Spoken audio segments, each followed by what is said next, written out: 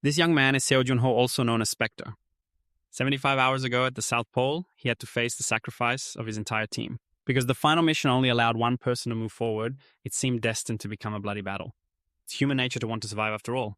However, Junho's friends, all four of them unanimously chose to sacrifice themselves so that he could be the one to advance. And so Junho now stands alone, carrying the will of them all, directly confronting the Frost Queen, a true monster. A being so powerful, beyond all logic, that she could freeze the entire Pacific Ocean with a single wave of her hand, plunging humanity into despair. And Junho's squad were the last ones standing. Shouldering the world's last flame of hope, they advanced to the South Pole. Without a shred of hesitation, he drew his sword to fight her, hoping to end is this nightmare for the entire world. After exchanging hundreds of blows, the Frost Queen gained the upper hand, creating a massive explosion and launching it straight at him. Luckily, Junho managed to dodge the fatal blow. She continued her relentless pursuit, unleashing thousands of different deadly attacks. However, in the end, good still triumphed over evil. Her fate was sealed in defeat. Junho plunged his sword deep into her chest and began to absorb the Frost Queen's power. But it wasn't over yet. The prize was that his body would be frozen until he could completely absorb her core. 25 years later, in the year 2024, the world was at peace. People began to commemorate the glorious achievements of the 5 great heroes. They were the legendary players who achieved the greatest feat in history. All 5 of their bodies, frozen in ice, were turned into monuments. Suddenly, while an announcer was giving a speech, Junho's hand slowly began to crack. A sharp-eyed little boy spotted it and pointed it out, but nobody believed him. Not until the one and only Junho shattered the thick ice and stepped out did she jump in shock. It turns out he had finally finished absorbing the Frost Queen's core, and his body was freed. However, Junho's body was now so weak he couldn't even move. Just a few seconds later, he completely lost consciousness. A flood of news articles were published. Legend awakens after long slumber. Spectre wakes from a 25-year hibernation. Spectre regains consciousness after being frozen in battle with the Frost Queen. The return of Spectre, the greatest player, who defeated the Frost Queen 25 years ago. The Player Association announced, "We will prioritize the hero's health above all else." Donations surge on Heroes Memorial Fundraising Day. Please share your hope on this day of remembrance. Sitting on his hospital bed and reading the breaking news about himself, Spectre felt a headache coming on. Has it really been 25 years? He sighed. He tried to clench his fist, but his hand trembled uncontrollably. I was frozen for so long and my whole body feels so weak. I can't even make a proper fist. He opened his hand and stared at it, feeling a wave of sadness. 25 years, and my body is still trembling. Just then a doctor entered and called out, "Mr. Spectre, the president of the Player Association is on his way here." Junho turned to him with a blank expression. "Is it someone I know?" He thought to himself, "If it's someone I don't know, I'll just send them away. I hate being bothered." The doctor quickly replied, "Yes, sir. He always says that you're his best friend." Hearing this, Junho lowered his head and thought, "A friend, huh? Not many people would call me their friend." Remembering his comrades from 25 years ago, Junho's eyes filled with sorrow. Still, he managed to say, "Thank you for letting me know." "Well, I guess I'll know when I meet him. In any case, the world really has changed. This is what my friends and I dreamed of, a peaceful world." The pale-faced Junho looked outside and wondered to himself, "So, what am I supposed to do now? All I know is how to fight. So I'm jobless now, huh? Ah, well, whatever." Then he reached up and took off his mask. "I don't need this anymore." Suddenly someone cried out, "Ah, Mr. Spectre." As a confused Junho turned to look, the doctor nervously asked, Why did you take off your mask?" Junho casually held up the mask in his hand and smiled brightly. "Because this is a peaceful world. People don't need heroes anymore, right?" Suddenly the doctor started stammering, This left Junho completely baffled. "Hey, what is it?" Even after a moment, the doctor could only mumble, "About that, Just then a man walked in and said, "Let me explain." As soon as Junho saw him, he cried out in shock, "You're..." After a moment, he managed to ask, Diokgu. The surrounding doctors burst into laughter. The man cleared his throat in embarrassment. I would like to speak with him alone." Everyone got the hint about and left saying, "Yes, sir." Diokgu let out a long sigh as he looked at Junho. Then he slowly said, "Junho, you haven't changed a bit." Junho gave a mystified smile. "Wow, that voice. It really is you, Diokgu." Then he burst into uncontrollable laughter, pointing at Diokgu. "See? What did I tell you? I told you you'd get that M-shaped hairline, didn't I?" Diokgu was speechless and yelled, "That's the first thing you say to me after all this time." Then Diokgu clutched his head in frustration. "God, that bastard Seo Junho. I knew you'd still be the same. I was an idiot for expecting a touching reunion." Junho seemed a little touched and asked, "You expected that from me?" Then he asked cheerfully, "So even after 25 years, they still haven't found a cure for baldness, huh?" Diokgu, despite being teased, pulled up a chair and sat down. "You haven't changed at all," Junho remarked again. "It seems you're still the same, even if you look a little different now." His gaze suddenly grew serious as he asked. Junho turned to him seriously and questioned, What was with the doctor's reaction earlier? Why were they so shocked when everything should be over, right? This suddenness made him stammer a bit. Well, the thing is, however, Deokgu had to continue recounting. 25 years ago, the moment you guys cleared the Queen's lair, all the players heard a message. Flashing back to 25 years ago, a message rang out through the system. Congratulations, the Ice Queen has been defeated. Deokgu was overjoyed, thinking to himself, Junho, you did it. The announcement continued. Safe zones will now appear across the earth. People all over the world rejoiced and shed tears of joy, but the world didn't. Let the joy last for even a minute. A space elevator has been established in the Pacific Ocean. The second floor can now be accessed from the frontline area. The people were all extremely outraged. They screamed, what is this nonsense? The second floor? You mean the Ice Queen wasn't the end? The game continued its reminder. Grow stronger and reach the final floor. After that, the world's players, associations, and politicians gathered for a massive meeting. After a long meeting, they sent an expedition team to the front line. The second floor was a land of opportunity.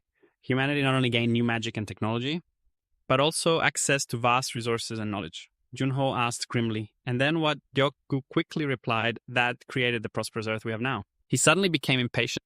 That's not what I want to know. He also understood, replying, a total of 10 floors. The tension in the room grew instantly. There are a total of 10 floors in the space elevator. He repeated confused, 10 floors. Junho started thinking, it took me and my teammates 5 years to defeat the Ice Queen. In 25 years, if they cleared 5 floors, they should be on the 7th floor by now. But besides our party, the other players were extremely weak. That's also why only the 5 of us went to the South Pole. So, realistically, they're probably around the 5th floor. Having thought it through, he held out his hand and posed the question. So, what floor are we on? Deokgu lowered his head in silence. Junho asked again, confused, hey, why are you being quiet? Finally, he had to speak. In the past 25 years, humanity has only been able to clear up to the 2nd floor. After Deokgu finished answering, the room fell silent. Junho froze, his eyes wide open. Then he immediately slumped back in disappointment. Junho ran his hands through his hair in frustration. Deokgu also lowered his head, mumbling, I have nothing to say. He covered his face, grinding his teeth and hissing. It's been 25 years. 25 goddamn years. Junho shot back up and demanded, after all that time, you're telling me you've only beaten the 2nd floor. Seeing the atmosphere had become extremely grim. Deokgu stammered. This might sound like an excuse, but there's a good reason for it. Junho calmed down and said, fine, I'll hear you out, purely out of curiosity. He stared intently, hanging on every word, waiting to see just how stupid that reason was. Deokgu sadly lowered his head in silence. Then he opened his eyes and hesitantly explained the Ice Queen's core. This answer left Junho completely baffled. Deokgu paused for a moment, then continued. The 3rd floor is a volcanic region, so only a few players could withstand the heat of the magma and go exploring. After a long time, we were able to find an altar in the middle of a sea of lava. That altar required the Ice Queen's core to cool down the environment. Junho stammered and asked again, so, did you find the core? He held his head and explained, I'm sorry, it's so embarrassing. We searched the lair countless times, but in the end, we couldn't find it. Immediately after, Junho's face went pale and he looked away. He thought to himself, of course they couldn't because I absorbed it. Then he let out a long sigh, placed a hand on his shoulder and reassured him, well, I can't blame you guys. You were just unlucky. Everyone makes mistakes. We should understand that. Then he flashed a smile as bright as the morning sun and asked, so if I make a mistake too, you have to understand, okay? Deokgu, deeply moved, looked up at him. Then with tears in his eyes, he replied, of course. How could I not? At this point, Junho also felt awkward. Damn it, when's the best time to tell him so I get chewed out the least? Then he suddenly changed the subject. So tell me about your life. How's everything been? Deokgu shyly replied, don't ask me to talk about what I've done. He didn't stop talking until dusk when the sun began to set. He then asked, it's gotten so late. Are you hungry? Want to eat something? Junho shook his head and replied, I'm fine. Then he took out an advertisement placard and asked, Seoul Museum of History, the 5 Sleeping Heroes.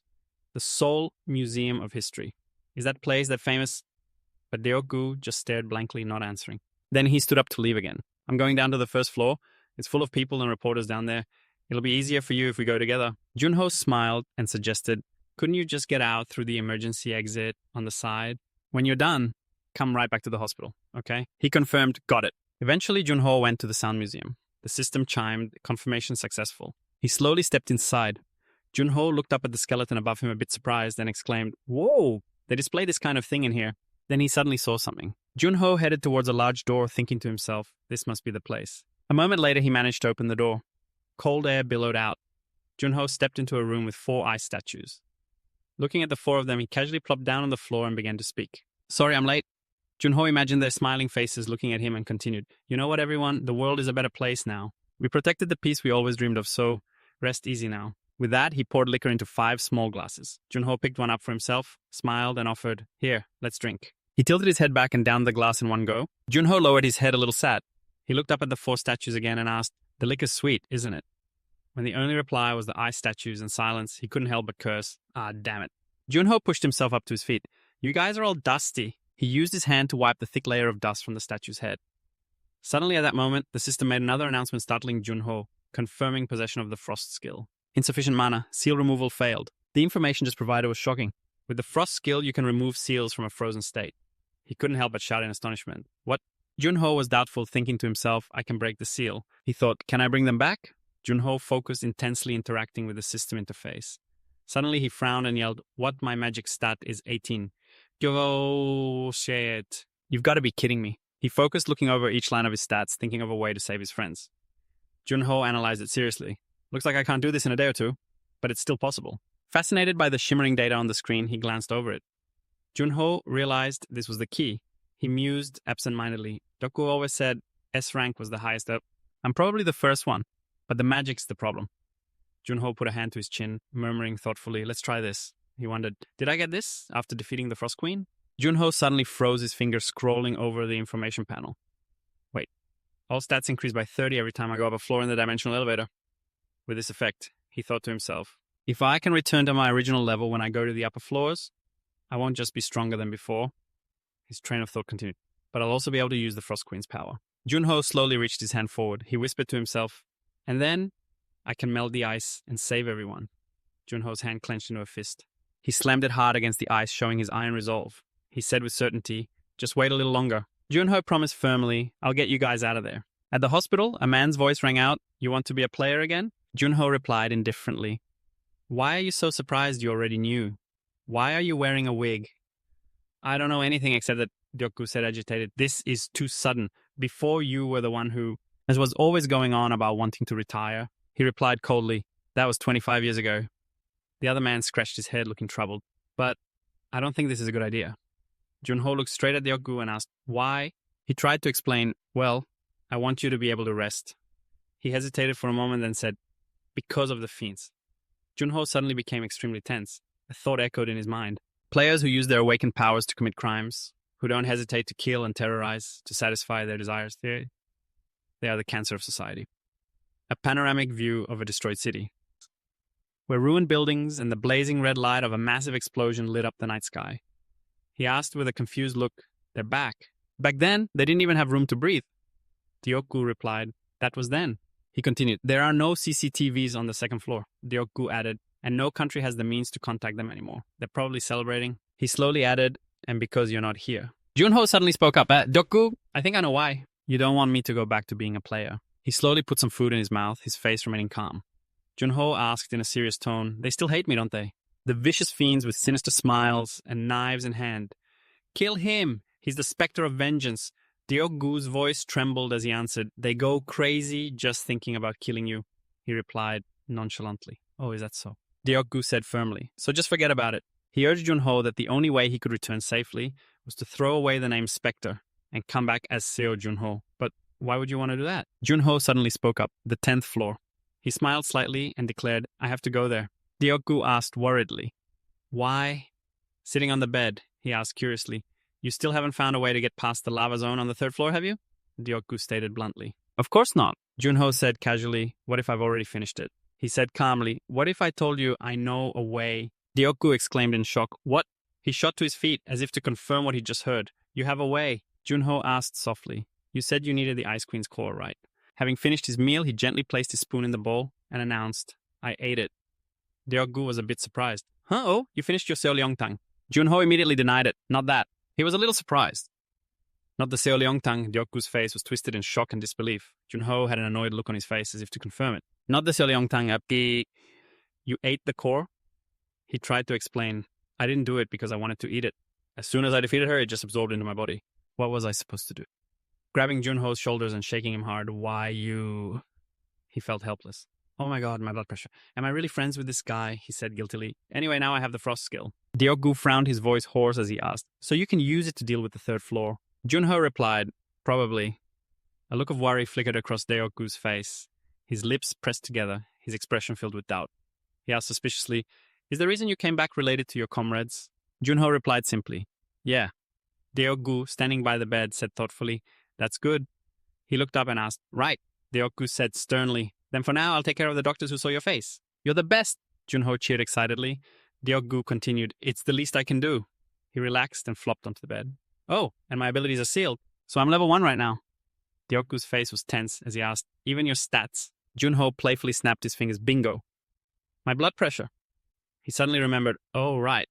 Can you get me a new player license?" Deokgu looked at him and replied, "I forgot to tell you." He continued, "The guilds are more powerful than the association now." Junho sat bolt upright, a worried look on his face. "So you can't get me a license?" Deokgu reassured him, "No, I can." He revealed, "The major guilds have created a tradition of having to take a license test, and you can only get a license by taking the test publicly." Deokgu said helplessly, "I can't help with that." He sighed. "What a pain." Deokgu said calmly, "It is compared to before." He continued to emphasize his point. "But this is a good opportunity for you." Deokgu gestured as he explained, "Think about it. If I want to fully support you, I need a good reason." He asked, "How do you think we're going to get that reason?" Junho exclaimed with interest, "Oh ho." He began to think to himself, "In other words, I have to get the best results so that everyone will want me." He sat up. "Okay, I get it." Junho said eagerly, "I'm looking forward to that test." At the Player Association's magnificent building in the license testing area, located in the vast, bright main lobby, a large crowd of people was gathered. A staff member handed Junho a card. "Your number is 75. He thought to himself, "This must have cost a pretty penny." A staff member announced, "Please wait here for your turn." Junho quietly assessed, "The atmosphere here is pretty normal." He sat down in the waiting area, telling himself, "It'll be a while until my turn." He hesitated internally. Should I try listening to what the other test takers are saying? Junho's eyes turned icy as a powerful aura spread slightly. A system message appeared, "Skill Watchman of the Knight's Enhanced Hearing has been activated." He closed his eyes, focusing on the whispers.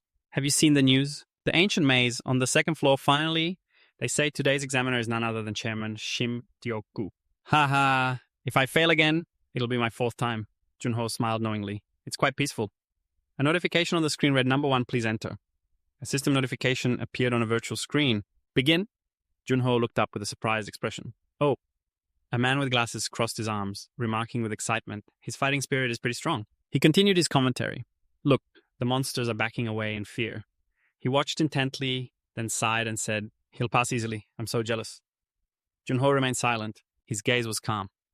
Who knows? He watched the match and made his own commentary. A spear is the best weapon for defending the space around the user. Junho huffed, his expression contemplative. But when the opponent starts to close the distance, swinging a spear around like that is useless. The match ended. The panel announced candidate number 1 fail. He calmly thought to himself, so the test just continues like this. In the testing area, the panel made its final announcement. "Number 75. Someone on the panel spoke up. "We're almost done," he said dejectedly. "I don't like any of the candidates today." The other person frowned, showing their displeasure. They don't even meet the basic requirements. Deokgu made a decision. "Let's wrap this up.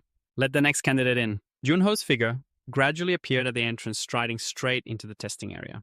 The 4 people on the panel and Deokgu all stared wide-eyed, their faces filled with utter astonishment. Someone spoke up asking who that guy was. "A sword, a bow, throwing knives, a dagger, and even a spear. He's really carrying every weapon at once." The other person crossed their arms with a skeptical look, remarking, "He's way too scrawny. He doesn't look like he can even take care of himself." She lowered her head, her gaze cold. Another one imitating the spectre. Deokgu frowned, his tension obvious as he thought to himself. "I told him he had to stand out." He replied in a cold voice, "How interesting." Deokgu cursed inwardly. "This is too much, you bastard." A voice rang out from the cabin. "Number 75. Seo Junho, are you ready?" He turned his head back, carrying a bow and sword, and gave a slight nod. The person from the council announced, "The test will now begin."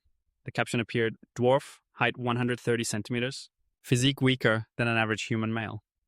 Junho silently analyzed the situation in his head. There are 20 of them. They look much more real up close, no matter how well they're imitating the real thing. His face filled with excitement and delight, he exclaimed, "This brings back memories. Bring it on."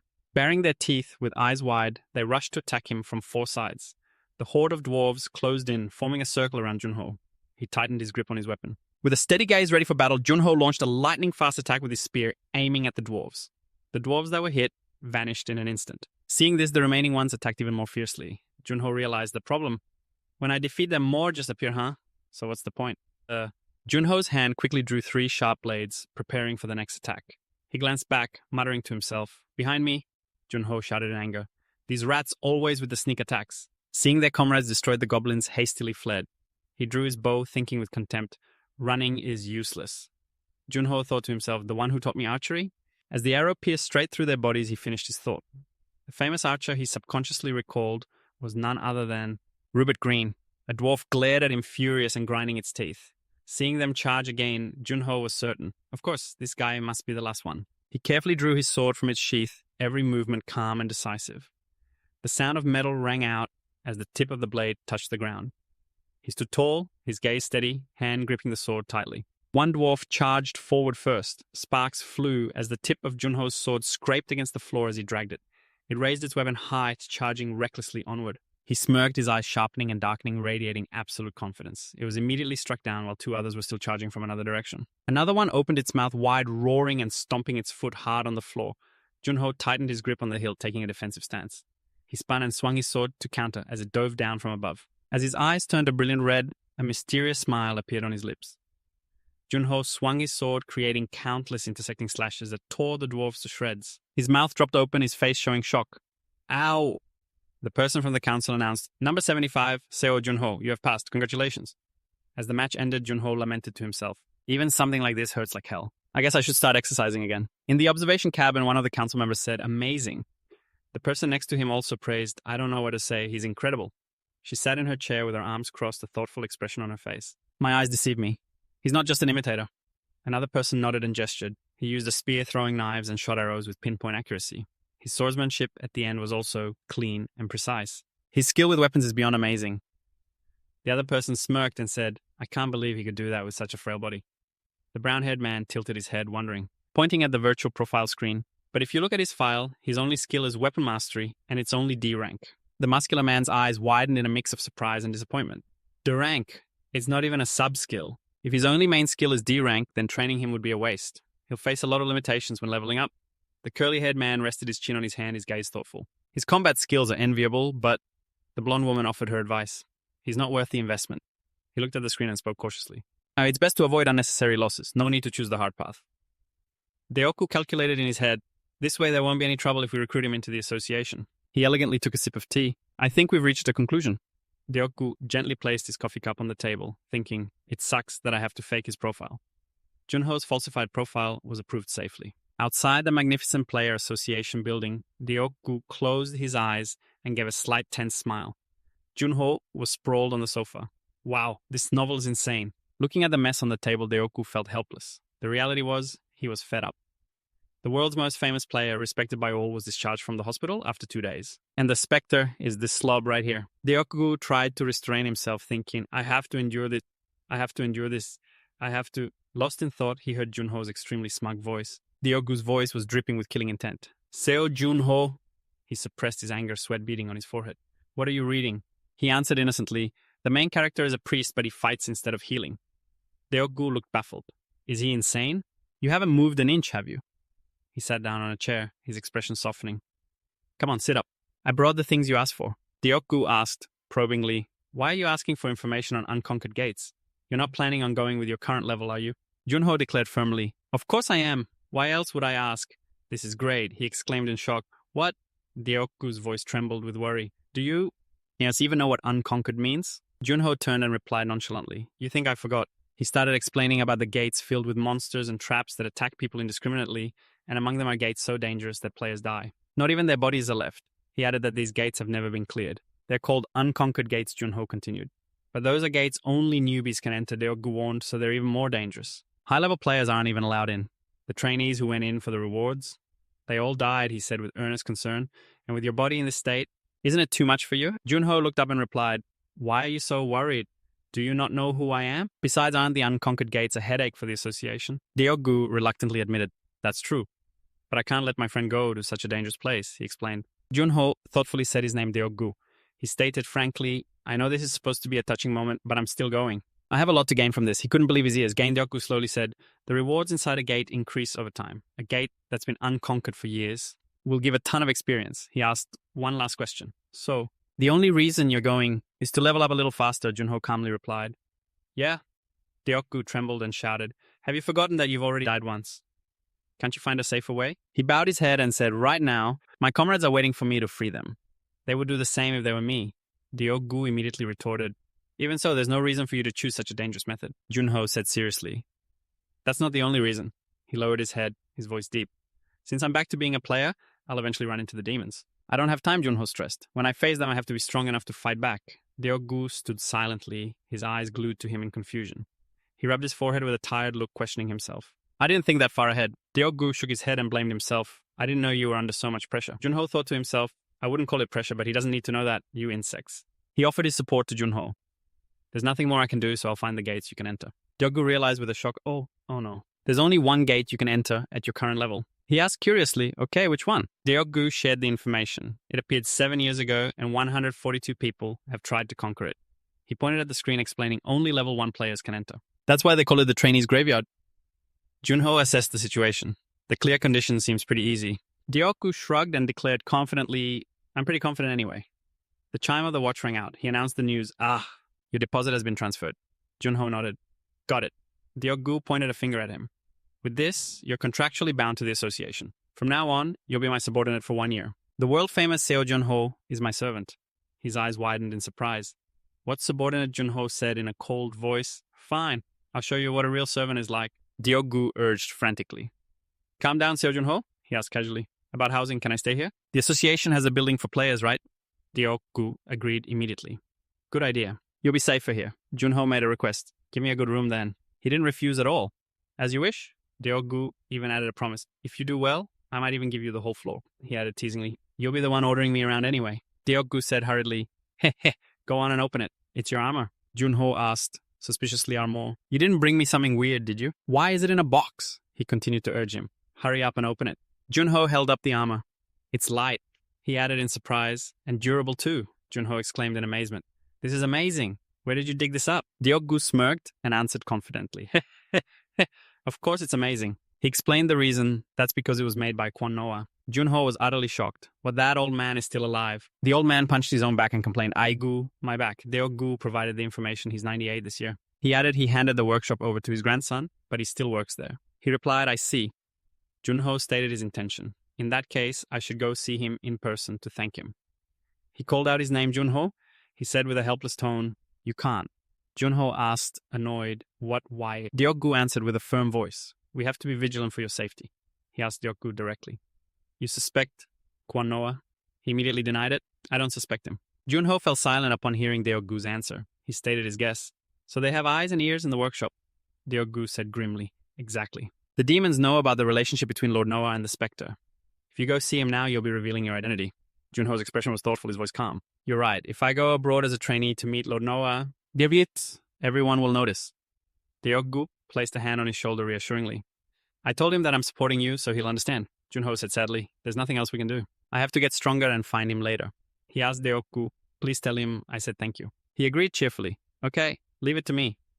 Junho excitedly bent down and rummaged through a box. What weapon should I use? Deok-gu stood behind him and said casually, the warehouse probably has some good stuff. Use whatever you want.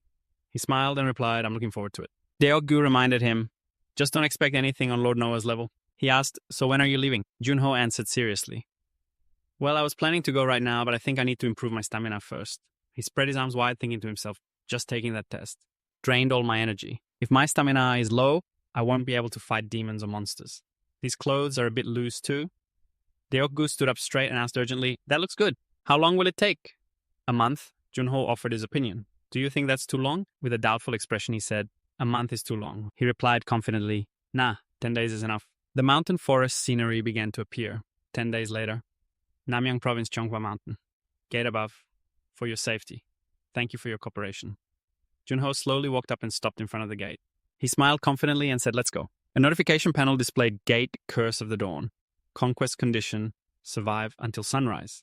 Chapter 6. Junho stood in the middle of a desolate land as strong winds swirled dust into the air. He looked up, gasping for air. Junho smiled, placed a hand on his chest and thought, it's pretty warm. A cracked tombstone stood alone under the sunset. He gave a wry smile, thinking, this place is pretty warm. I must be going crazy. Junho stared intently at the panel. According to the information, this gate isn't too difficult. He stood pensively looking towards the horizon. The goal is simple. I just have to survive until sunrise. I came at the right time. Junho began to analyze in his head. After looking through the data I found, Sat, the group that entered in the early morning, survived the longest. He added, and the time inside the gate is also different. People who enter at noon don't have time to adjust to the time difference. And they probably had to fight immediately. Junho came to his own conclusion. In the end, they couldn't do anything because they were just level 1 players. He smiled confidently to himself. On the other hand, I've been through enough. Show me what you've got. A full moon cast its cold light down, covering the dry branches.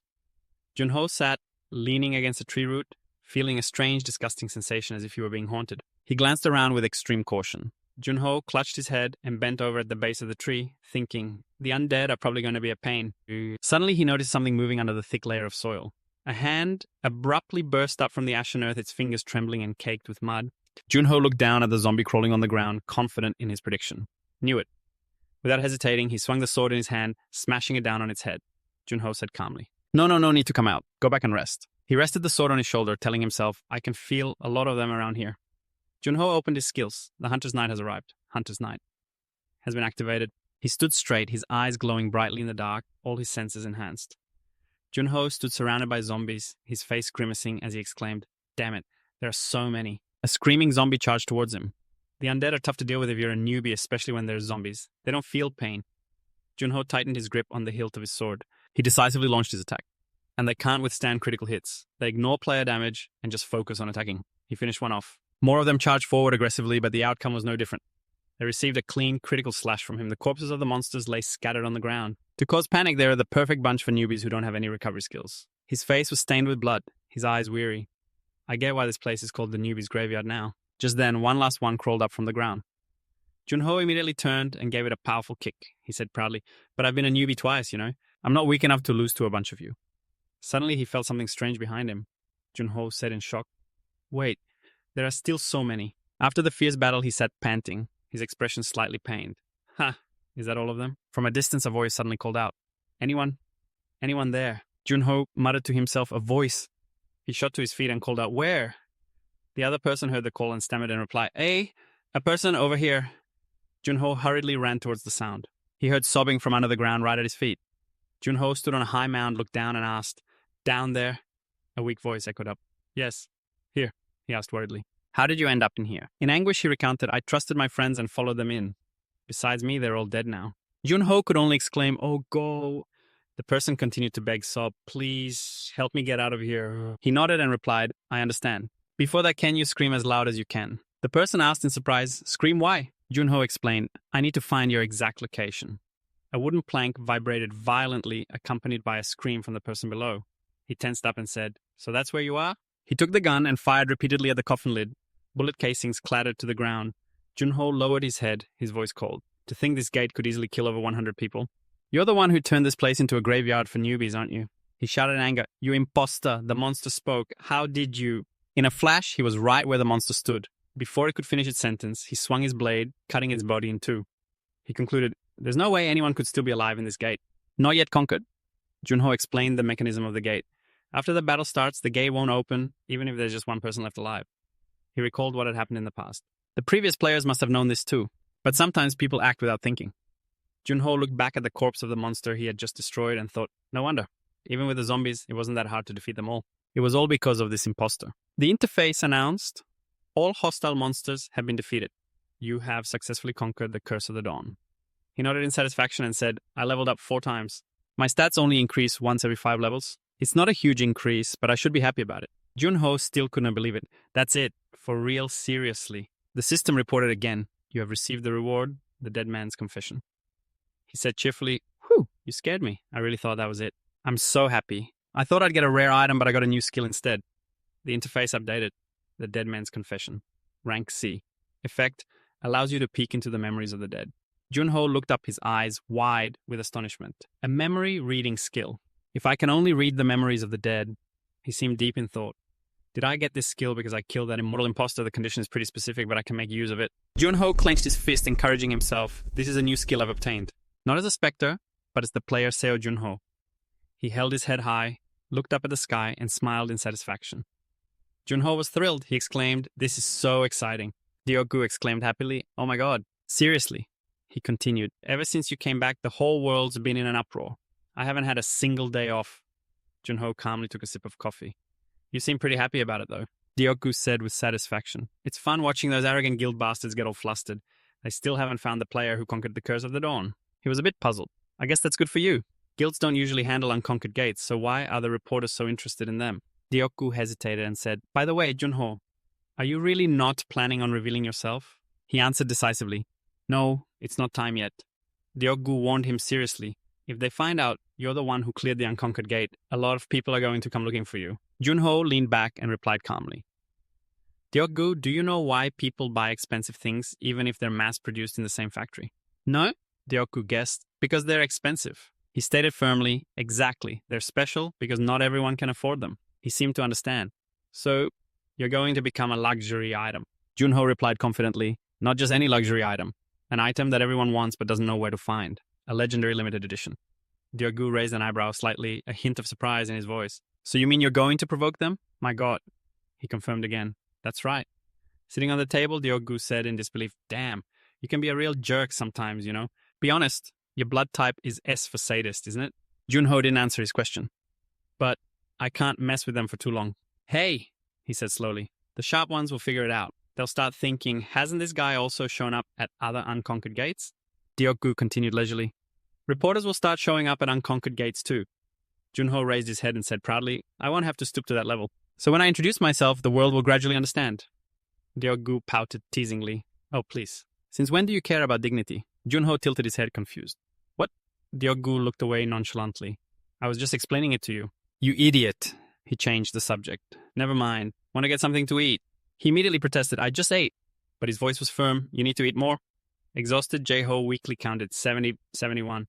Junho trembled, pouring all his strength into his arms. 72. Jae-ho struggled to finish, continuing to count from 70. He doubled over, his face contorted in pain as sweat poured down like rain. Jae-ho screamed out the final count. 3. Utterly exhausted, his body collapsed onto the floor, his breath coming in ragged gasps. The system interface indicated that his strength stat had increased. Junho let out a relieved sigh. Ha! Finally, he lay sprawled out on the floor, panting, his body completely worn out. Junho sat up, leaning his back against the wall and chugged water from his bottle. He closed his eyes, savoring the feeling of being alive again, then wiped away his sweat. Let's touch the watch and see. Sitting on the floor, Junho looked at a series of large system notification panels. He said in a low, steady voice, the Garden of Love, as the information was revealed. It appeared 9 years ago, South Korea's oldest unconquered gate. He explained the mechanics. If a gate is left unattended for too long, monsters will start to pour out. That's when they were named. They were called open gates. Junho added more about the reward. The government and the association have offered a huge reward for conquering it. The Garden of Love. People from all over the country seized the opportunity. But he recounted, there have been 124 attempts and 124 failures. Junho concluded, so they had no other choice but to outsource it to other countries. He detailed the situation. They spent a fortune to hire a super rookie from India. Tusa VC, Junho affirmed his ability. He's a genius with a bow. He looked down deep in thought, admiring him. In terms of potential, he must have reached the level of Rupert Green, or even surpassed him. Junho concluded with a heavy heart, but Tusa VC failed. And everyone lost all hope of conquering the Garden of Love. A 22-year-old player with a bright future. Dead, just like that. He thought with regret, what a shame. Then Junho calmly thought to himself, of course that could have been me. He was aware of the danger. That's why I have to prepare even more thoroughly. Junho noted that he had just raised his strength stat by exercising, so all his stats except for magic were now over 30. He calmly concluded, that should be enough. My stats are maxed out for my level, Junho assessed. But if even a rising star like Tusa failed to conquer the gate, then I can't rule out the possibility of some hidden threats lurking around. He thought it through carefully.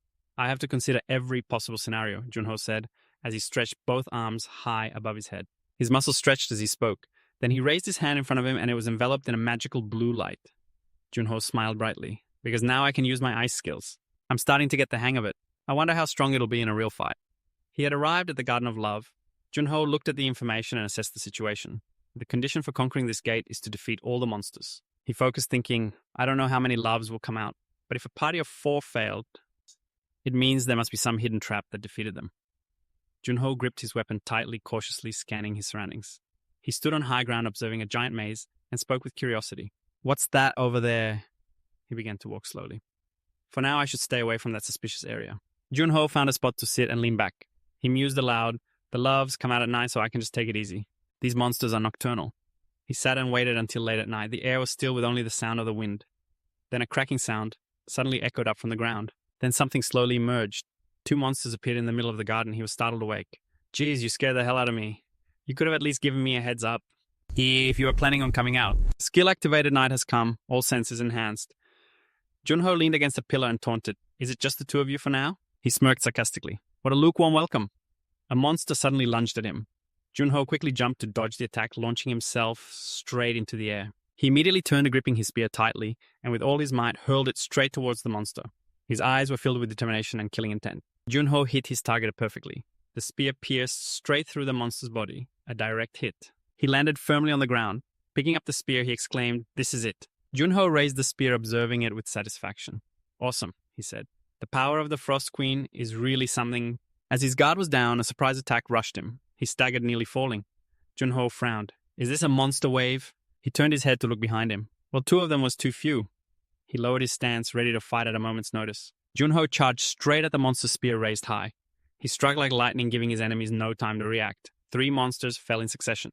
He then noticed 1 remaining behind him. Without missing a beat, Junho attacked it from behind. He swung his spear, creating bright arcs of light in the air as he aimed for the enemy. Junho looked around, a sense of doubt creeping in. "Is it over already?" That was fast, he thought with concern. When did so many of them gather? There are at least twice as many now. Junho gave a strange smile, sweat trickling down his face. "Don't tell me they multiply after being killed." From the distance, a terrifying roar echoed again. Junho gritted his teeth. Damn it. He dashed forward at incredible speed, yelling, "How many of you bastards are there?" The pack leader, with its large mane and glowing reddish-gold eyes, lunged at him. Junho leaned back just in time to dodge and immediately spun around to counterattack. A faint blue light emanated from his hand, creating sharp trails of energy. An ice shield materialized to block the charging attack. The tremendous impact created an explosion of blue light, shattering into sharp energy fragments. The ice shield completely cracked, and he took advantage of the shards. He turned them into weapons for a counterattack, hurling them with insane speed. Junho seized the opening, swinging his spear with precise and powerful slashes. The bodies of the monsters lay scattered everywhere. Ugh, I'm so tired. How many hours has it been? I'm completely exhausted. But not so much that I can't wipe them all out.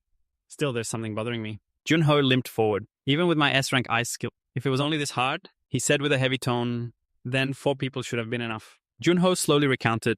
Among the players who attempted to conquer this gate over the past 9 years, there were powerful people with a lot of potential. Not only that, the super rookie Tusa VVC was one of them. He continued his analysis. From what I've seen, he should have been able to destroy at least half of them by himself. And with a party, he definitely should have been able to conquer it. He gathered all his strength and rushed toward the lead monster, his thoughts racing. Junho's attack, a streak of green energy tore through the air as he wondered, why did he fail? A system notification appeared. "You have conquered Love's Garden."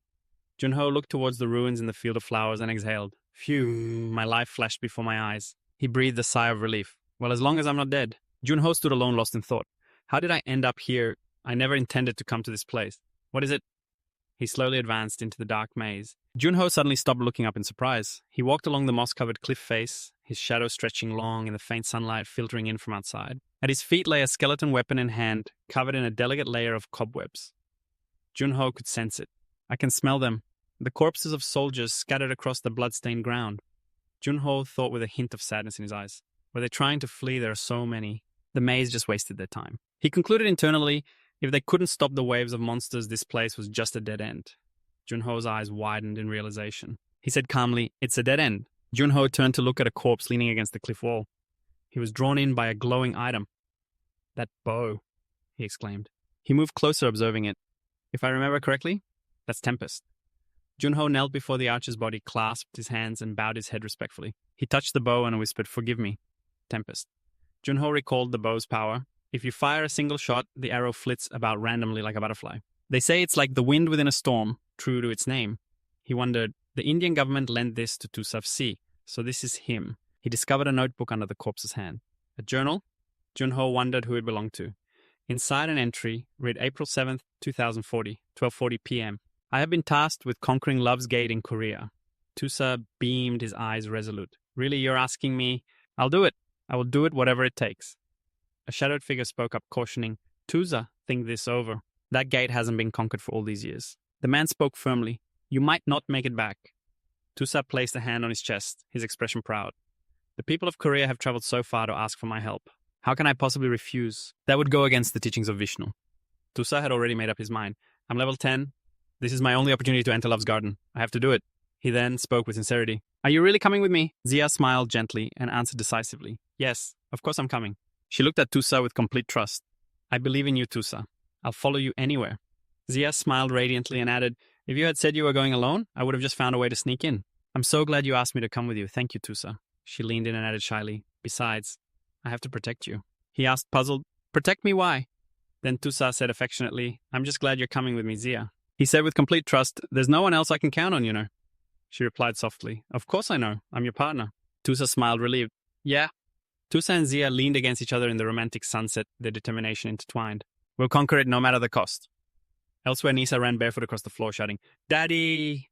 He opened his arms with a warm smile. My love? The little girl asked with innocent curiosity. Daddy, where are you going? He replied, Daddy's going to work. He added, I'll be back before you know it, so be sure to listen to Grandma, all right? Hearing this, Nisa's face fell with a hint of disappointment. She replied obediently, Okay, then we'll go see the animals together after. You promise, Daddy? He hugged Nisa and kissed her on the cheek. Of course. Now listen to Grandma, and don't you skip any meals, okay? Tusa watched the father and daughter quietly from a corner. Nisa's father spoke firmly. Tusa, it's time to go. Tusa looked apologetic. I'm sorry it had to come to this. The man reassured him, This is the first time I'm going on such a long business trip. But my mother is here, so it's fine. Nisa's father smiled gently, his voice warm. And besides, I couldn't say no when you were the one asking for help. Tusa said with sincere gratitude, Thank you. Nisa's father's voice was filled with excitement. And since I'm teaming up with the famous super rookie, I've got to earn my share for my kid, right? Tusa laughed. Of course. Go on and look forward to it. At New Delhi's Indira Gandhi International Airport, Tusa and Nisa's father hurriedly pulled their suitcases through the crowded airport. Zaira and Jam were already there waiting for the two of them. Tusa proactively shook his hand in greeting. Jam, it's been a while. Thank you for coming, he replied politely.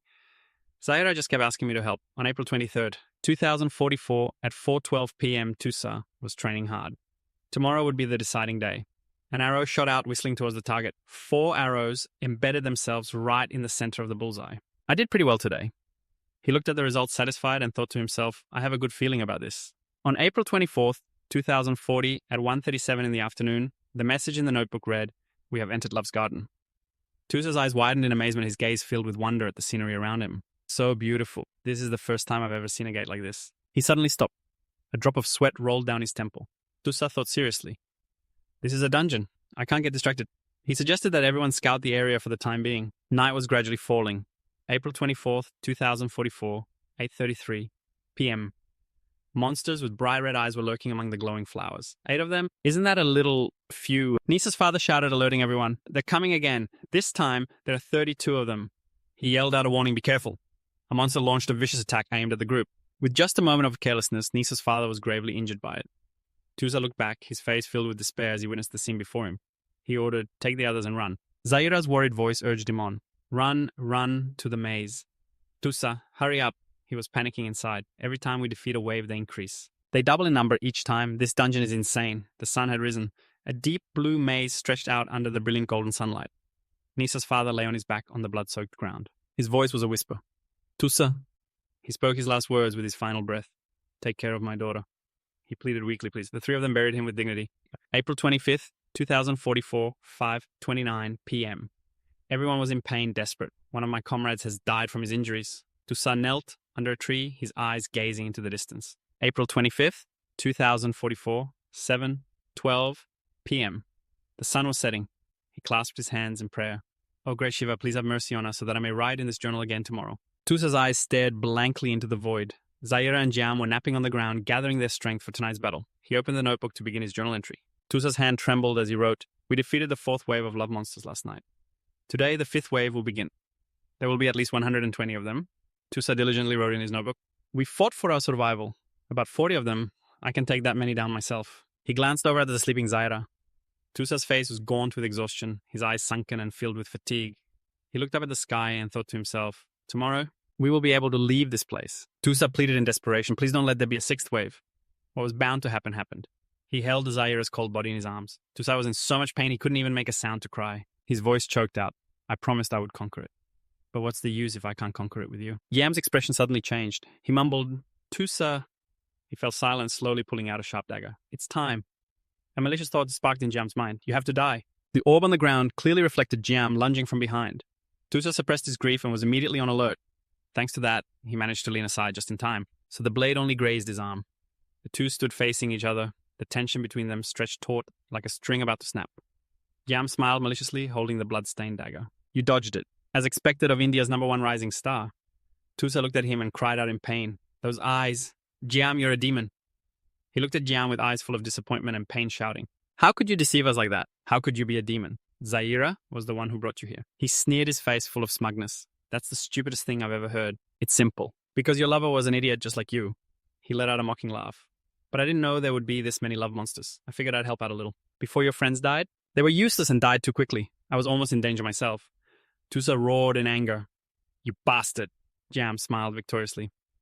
Thanks for conquering this with me, Tusa. Now give me the Tempest Cane, and you can join your comrades. Tusa said nothing, gritting his teeth in silent fury. He stood frozen. Sweat poured down his blood-stained face. Yam stood tall, a smug smile on his face. What's with that face? Are you scared to die? Tusa used all his strength to stomp on the ground, then turned and walked away. Without a single glance back, Jam's voice was bored. Wow, I didn't expect you to run away. Well, no matter. Jam's voice was cruel. You'll die from the poison anyway. He turned his head to the side, his red eyes narrowing slightly with suspicion. Just wait for what's about to happen. Tusa clutched his injured arm, thinking to himself, a sixth wave. He ran headfirst, the poison gradually spreading. Damn it, Tusa thought in despair. I'm losing feeling in my arm. He staggered into the maze. Not like this. He tried to run as fast as he could, not daring to slow his pace for a second. Blood dripped, leaving a long trail on the path, each dark red drop soaked into the ground. Perhaps he was too late. Model. The gate to the labyrinth was completely sealed. Tusa screamed in despair. No, I can't die like this. He lowered his head, his body enveloped in shadow. Only the bleeding wound on his arm was visible. Tusa slumped to the ground. I've lost all feeling in my right arm. It seems that demon laced his dagger with poison. He accepted his fate. Whether it's from those bastards or the poison, I'm going to die either way. Tusa clung to a sliver of hope.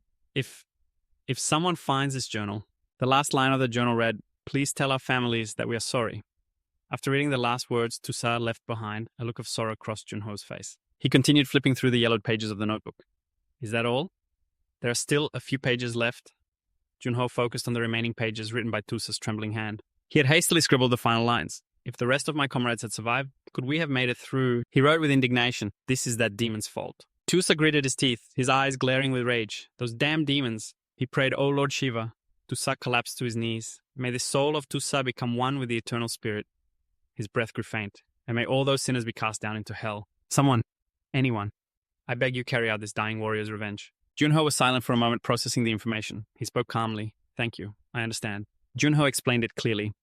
The number of enemies changes depending on the number of players. I came here alone, so there weren't many, and I could get through it relatively easily. He closed his eyes, his expression grave. If I had come here with 3 other people, Junho stopped that thought cold. Just saying it makes my skin crawl.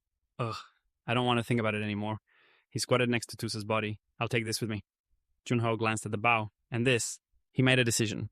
I'll just borrow it for a little while. Junho knelt and spoke sincerely. I'm not taking it as payment or anything like that, he promised Tusa. But I will definitely carry out your revenge on those damn demons. Junho slowly stood up. Well then, see you again. He turned and walked away, giving his final words to the young hero of India. Back at the Player Association building, Deoku's cheerful voice rang out. You were right. He slammed the newspaper down on the table. Deoku laughed, his face beaming. We didn't say a thing, and now the whole world knows. Junho sat on the bed, holding his head in exhaustion. I told you that would happen. I'm so tired. I'm telling you, I really wanted to tell them at the entrance. He frowned, clenching his fists. Let's just put that aside. Why did you have to come here so early in the morning? You could have just messaged me on Vita. Deogu laughed and shook his head. It's more polite to tell you in person. His tone turned more serious. Besides, the Indian government has a message for you. Deoku continued. They want to thank you for the journal, he went on. Their families have been notified. Junho replied calmly. Really, that's good. Deogu took a step forward. You could at least be happy about it. He answered bluntly. Of course I'm happy. He pointed at the newspapers on the table. But it's a shame. I'll just leave these papers here, okay? Deogu asked with a confused look, what's a shame? Deogu started to explain. The storm, it was created as a national defense weapon, but it was in Tusa's inventory. Junho realized. Ah, that. He sat up straight on the bed and held up the weapon. Here, look. The entire room lit up with a powerful blue aura from the weapon. Deoku's jaw dropped in astonishment. Are you crazy? He rushed forward, yelling in Junho's face. Why is that in your hands? Junho tilted his head and covered his ears. Ouch, my ears, Deoku said frantically. You were supposed to hide it. You know damn well it belongs to the Indian government. Junho replied awkwardly. I'm just borrowing it. He clutched his head, his face tense with stress. So what are you going to tell them, that Tusa transferred it to you from his inventory? Deoku shrugged coldly. Whatever, figure it out yourself. Junho stated confidently. I don't plan on using it carelessly, so you don't have to be so sensitive. Deoku roared. Sensitive my ass. They think it's lost. Junho continued to explain. No, that's not what I mean. he exclaimed in surprise. Ah! He explained, it's because of the demon it attracts. Ryoku asked quietly, but he died inside the gate, right? Right, Junho deduced he must not have been the only one after the bow. He assessed confidently, by now, that guy has probably seen the articles. But he's not stupid enough to believe them. The person they were both talking about was watching the news on a screen, his eyes as cold as ice. Junho's voice was firm. He's a maniac who values weapons more than his own life. He knows I have it and he will hunt me down. Ryoku nodded in agreement. You're right. He glanced at his watch and said quietly, I can think of one guy. Ryoku brought up a name. Demon Bo Kongsik-en. Junho elaborated clearly. He's famous for his collection of bows. Even other demons talk about him. Quite the reputation, he continued to comment. But because of that, he's wanted all over the world. Ryoku analyzed logically. He doesn't fit the profile our superiors requested. So he didn't enter the Garden of Love himself. That must be it. And if he's hunting for me with his keen judgment, he'll team up with other demons. To catch me at the next uncleared gate, he'll be even stronger than Tusa was when he was alive. Ryoku exclaimed in shock, What? That's too dangerous. You can still return it.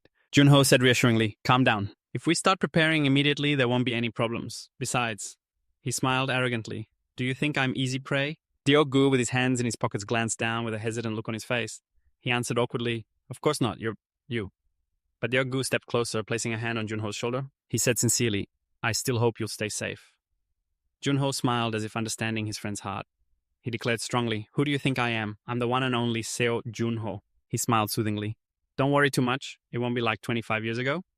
Ryoku replied reluctantly. All right, fine. He sighed. Geez, you haven't changed a bit. Junho replied, Well, I'm still me. A continuous notification sound came from Ryoku's watch. He answered the call. Yes, this is Shim Ryoku. I understand. I'm very sorry, but I have to decline. He let out a weary sigh. Yes, send them away. Junho still didn't understand what was happening. He asked, What is it? Ryoku said in an annoyed voice. The reporters are swarming like flies on crap. He explained the reason. They all heard that you're the one who cleared the gates and they want an interview. Junho suddenly requested, Ryoku, don't send them away. He asked in surprise. Why not? Junho stated firmly, If we're going to fight the demons, we should at least choose the battlefield. He made a bold proposal. Let's hold a press conference. The press conference was held attended by a large crowd. A reporter spoke up. Player Seo Junho of the association. His first gate was the Curse of the Dawn. He added, The next gate was the Garden of Love. It's been a long time since we've seen a rookie like this. A female reporter said with admiration, Korea might be about to produce another superstar player, like Kim Woo-jung and Shin Sung-hyun. He received countless compliments. Besides, he has a talent for grabbing attention even when standing among countless gems. He still shines brilliantly. A hurried shout rang out. He's here. Get a picture. What? A reporter exclaimed in surprise. Huh. He walked onto the stage wearing a pair of slippers. His current appearance was completely unfit for a public appearance. The people below began to whisper about Junho. Is that really the player who cleared 2 uncleared gates? Did he wander into the press conference by accident or something? Junho thought to himself, what a sight. I probably should have at least changed my clothes. He mused, but I dressed up so much when I was a spectre. It's such a hassle now. Junho recalled Ryoku's words, Are you really just going to wash your face? Actually, just do whatever you want. You have my permission. He yawned while speaking. I am Seo Junho. I will be hosting this press conference for 30 minutes starting now. The reporter's face was one of utter astonishment. Then numerous reporters raised their hands at once, wanting to ask him questions. Please tell us the details about your experience inside the gates. How did you feel when you entered? Was there a special reason you debuted with uncleared gates? Junho answered clearly, Let's start with the Curse of the Dawn. The reporter sitting next to him wondered, What is this? It feels like he's been in similar situations before. He has more experience than he's letting on. He glanced at his watch, checking the time for the press conference. He announced, I'll take one more question. Someone read a question aloud. Have you decided which gate you'll enter next? Junho smiled faintly, a bit nonchalantly, then spoke casually. Not yet. There's a gate I want to enter, but my level is too low. A reporter asked curiously, And where is that? Junho confidently answered the previous question. The West Sea Gate. A gasp of astonishment echoed through the crowd. What? A barrage of camera flashes was aimed straight at Junho. A reporter asked again, Mr. Seo Junho, are you talking about that West Sea Gate? The questions came in a flood. That's the last uncleared gate in Korea. If you succeed, you'll have cleared 3 uncleared gates. This has never happened before. However, he just smiled gently and confirmed, yes, that's right. His words left the crowd of reporters stunned. The female reporter asked in disbelief, They believe there's a boss monster in there. Do you have anything to say about that? Another reporter also raised a point for Junho. The association is also debating whether or not to declare it a grade 1 gate. Don't you think this might be too much for you? At this point, he started to feel flustered.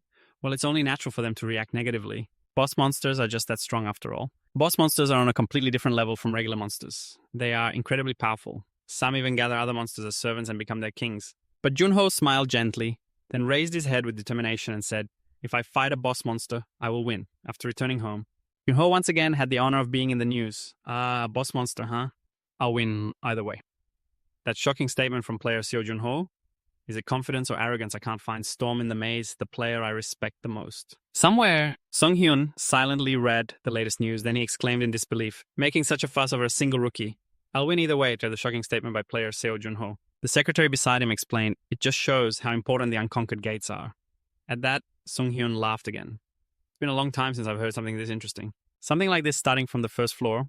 He looked up and asked, if you're interested, should I contact him for you? But Sung Hyun refused. No, I'm not that interested yet. He looked up and spoke slowly. On the contrary, actually, if something extraordinary happens once, people call it fate. If it happens twice, they call it skill. He dropped a sugar cube into his coffee and mused, but I think they should wait for the third time before passing judgment. There's no need to remember every single name. That will just fade away before then. This made the secretary tense up.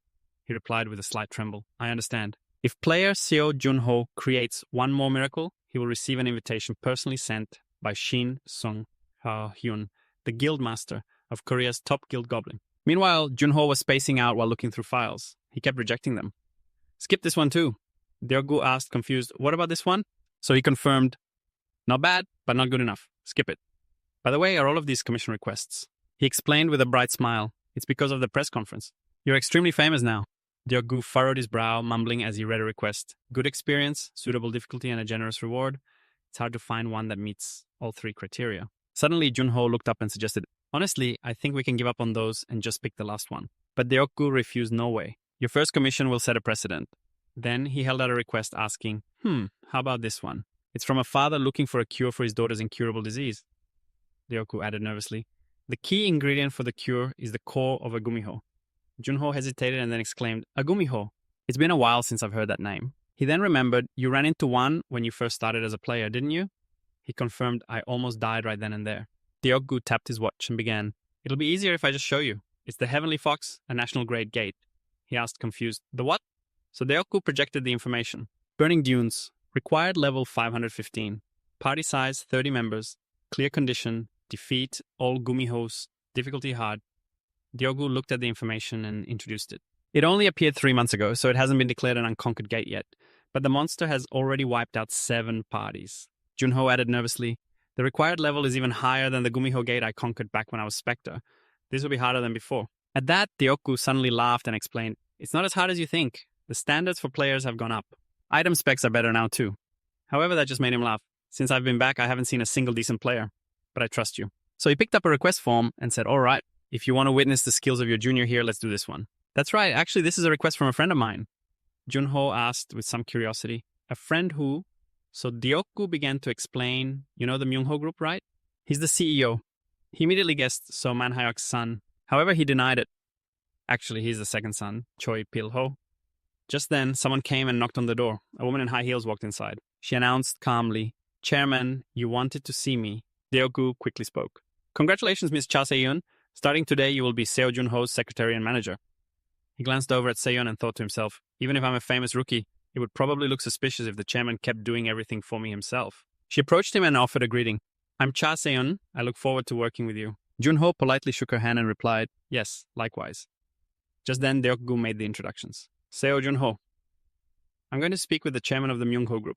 So please work with Miss Cha Se-yoon. She's extremely talented, and you'll have to rely on her from now on. She gave a polite nod. Thank you for your praise, sir. With that settled, he wished them well. Well, then you two should get going. I'm expecting good results. They both replied cheerfully. Understood. And so the two of them got into a car together. Se-yoon asked curiously, Mr. Seo Junho, do you know about the Myungho group? He lowered his head and replied, yes, they're number 1 in Korea. She then provided more information. They're famous for their clean tax records and for protecting the privacy of the royal family.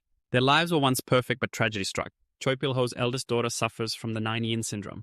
It's a congenital disease that appears in people with high levels of yin energy. The only way to treat it is by implanting something that carries a lot of yang energy into the body to extend her lifespan. One of the treatments for the 9-yin syndrome is to use the core of a gumiho. 29 years ago, Spectre, the greatest player of that era, hunted a gumiho and verified its effectiveness. A Spectre is someone I admire greatly. Hearing that, Junho rubbed his nose embarrassed. Seeing that expression in the mirror, Se-yoon asked in surprise, why do you look so embarrassed? Junho explained, flustered, "No, I'm not. I was just moved after hearing your story." After driving for a while, the car stopped. Junho stood before the gate and remarked, "Wow, it looks exactly the same as before." Hearing this, Sian asked, a little surprised, "Have you been here before?" That made him hesitate a bit. "Yes, a very long time ago." She stepped forward and suggested, "Please wait here. I will go in first and..." But just then someone came out and asked, "Are you the player, Seo Junho?" An elderly man, along with his bodyguards, threw open the gate from the inside. He offered a gentle smile and said, "It's a pleasure to meet you. I've been waiting for you. I am Choi Byul-ho." Sian was a bit bewildered. He came in person. Junho, also flustered, replied, "Yes, I am Seo Junho. I'm honored that you've come to greet me personally." At that, Byul-ho laughed and grabbed his hand. "You are the hero who cleared the unconquered gates for the safety of our people. I am the one who is honored." Junho was a bit shaken, his eyes wide. His hand was trembling, but the trembling was coming from Byul-ho. The old man began to sob. "This is my only wish." Tears were already welling up in Byul-ho's eyes. "Please," he bowed deeply, begging, "please save my precious Hai-san from her terrible disease." Inside, Junho got straight to business. "All right, let's talk. You need the Gashadokuro's core." Choi Byul-ho confirmed with a grim look. "That's right. After researching every possible piece of information, I discovered a case in France where someone made a full recovery. They said it was thanks to the Gashadokuro's core." He gave a gentle smile. "I'll be direct. My commission offer is 15 billion won. I will provide you with any item or material you need for the gate, and anything else you request, as long as I can provide it." Hearing this, Sian was stunned. That commission fee is a fortune. He'll definitely... However, just then, he spoke in a cold tone. "I'm sorry, but I'll have to refuse." Both of them were completely shocked. She cried out in disbelief, "Mr. Junho?" He closed his eyes, considering deeply. Then Byul-ho sighed, as if he'd made up his mind. 25. "No, I'll give you 30 billion. Is that still not enough?" Junho held up a hand to stop him. "I'm not asking you to raise the price. 10 billion is more than enough." Hearing this, Sian looked over in surprise. Byul-ho's face was just as stunned. The old man asked, confused, "May I ask why?" So Junho explained. When the Spectre accepted the French client's offer, he was offered 100 million. The client was willing to give up his entire fortune for him to save his daughter. But he refused and only asked for 100 million. My reason is the same as his. He remembered his past self saying, "You shouldn't take advantage of someone desperate to save their family." The sun had begun to set. Sian suggested, "I'll park the car. You go on ahead." Junho replied without wasting words, "Got it." Just then she asked curiously, "Did you hear that story about the Spectre from the association president?" The question made Junho freeze. Well, Chairman Shim Deokgu is the Spectre's best friend. Do you believe that story? Secretary Cha the Spectre is famous for being cold and machine-like. She immediately affirmed, "No. Actually, a person as kind as him would definitely do that."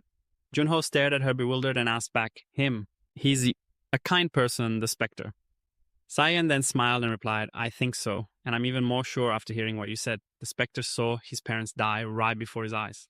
The client had enough money to offer 10 billion won. If that weren't the case, I think he would have suggested a price himself. Someone who couldn't save their own family wouldn't want others to go through that same pain.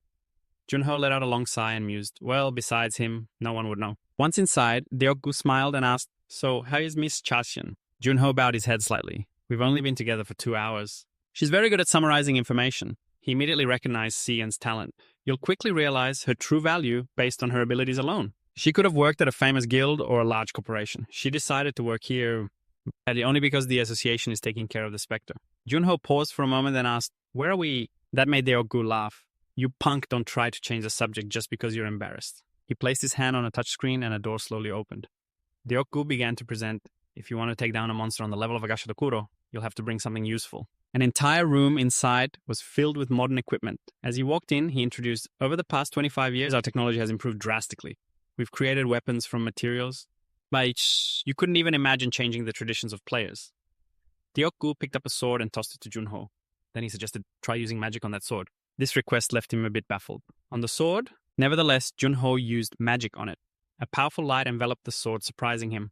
Just then, Deokgu explained, "If you use even a little bit of magic, an artificial kai blade will appear. It can easily pierce an orc's hide." He pointed around the room, introducing each item. "And that thing creates a shield if you channel magic into it." "Oh, and over there are magic bombs."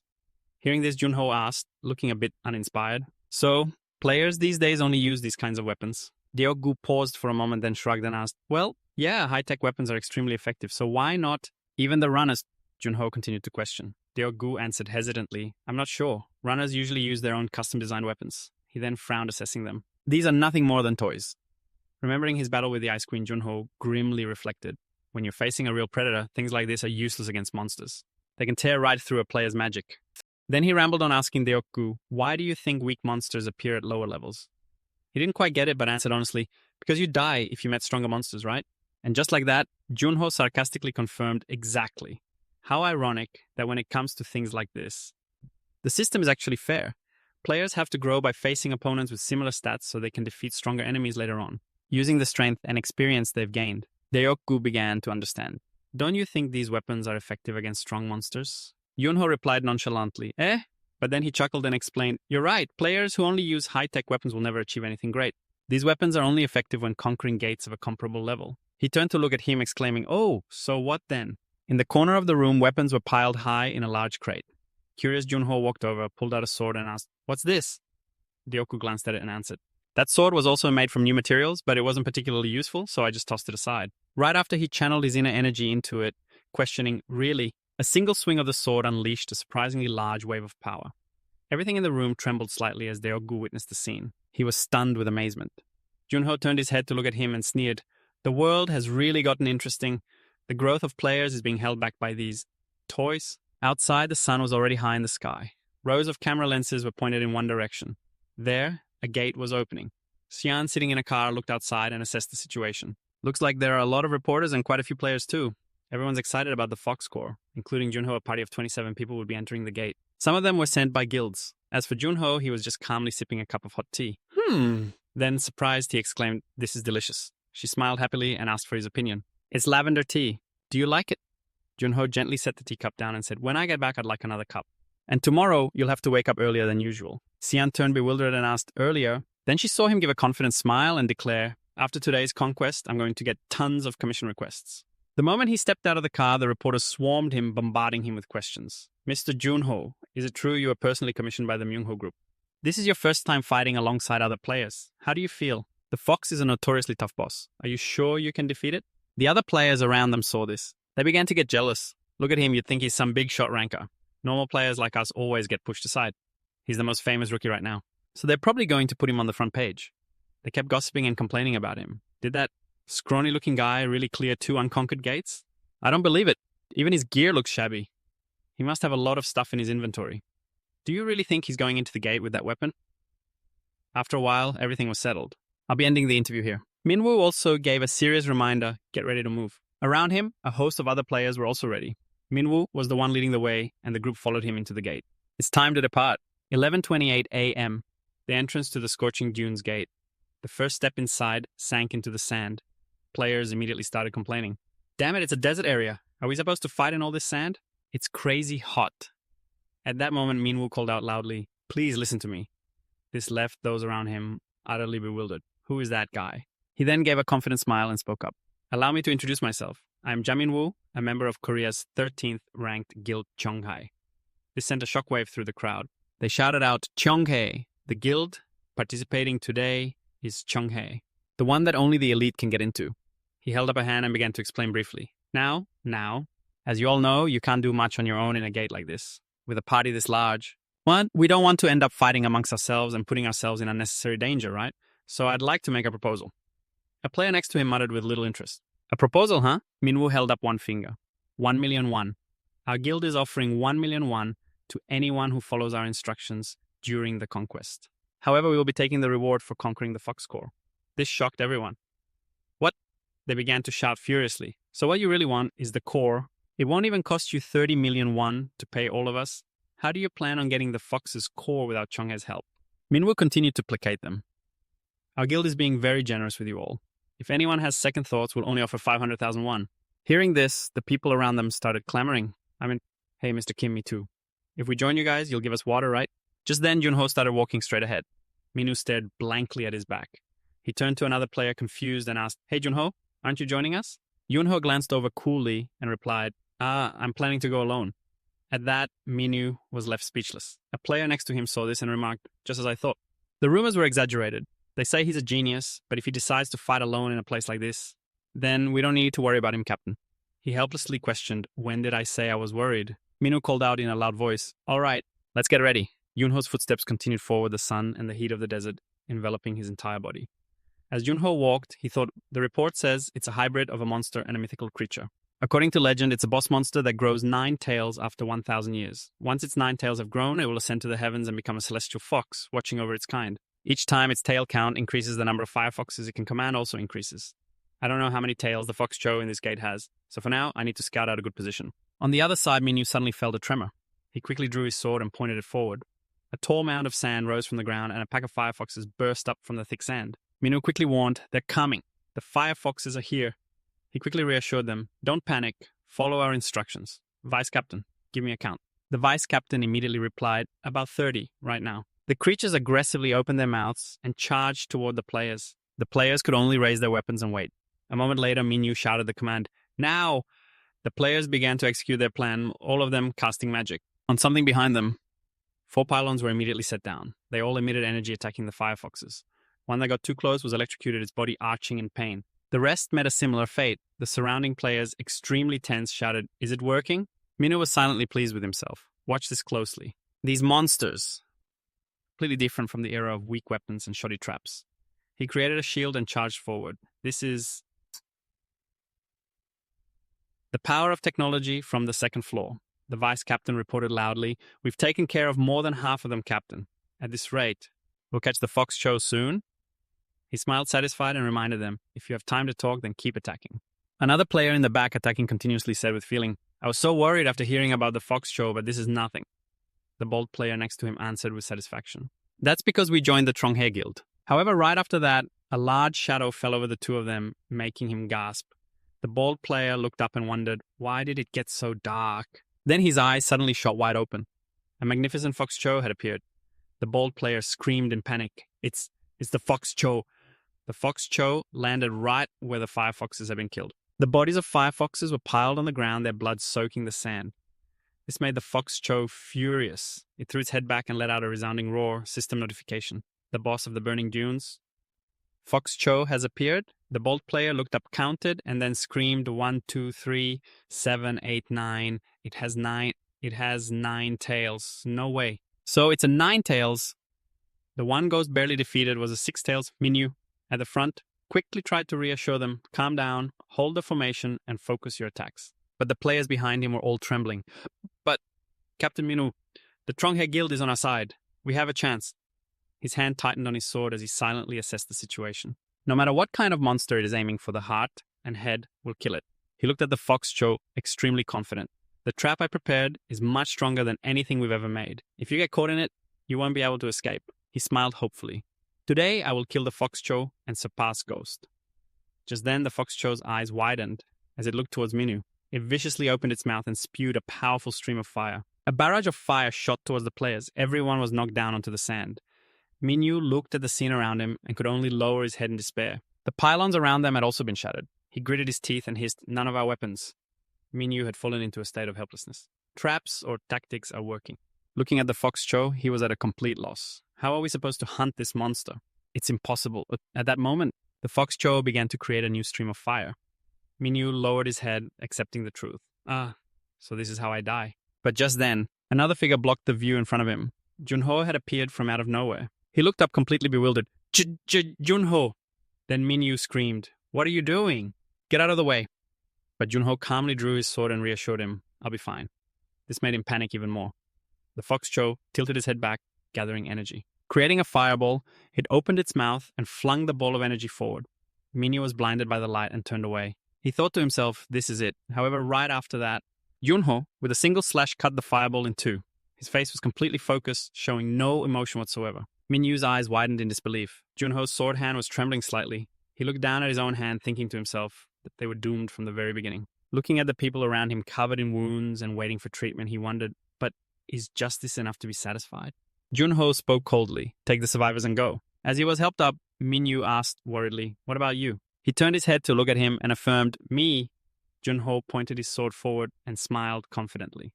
"Obviously, I'll take care of it." The fox scraped its claws on the sandy ground. It raised its head to the sky and let out a deafening roar. Junho urged them once more, "Go." The person next to them also began to rush, "Captain, let's go." And so everyone left, leaving Junho all alone inside. A satisfied smile crept onto his face as he murmured, "Now that everyone who was in the way is gone." Junho turned to the fox with a challenging smile. "Shall we have a little fun?" It was furious, grinding its teeth and hissing.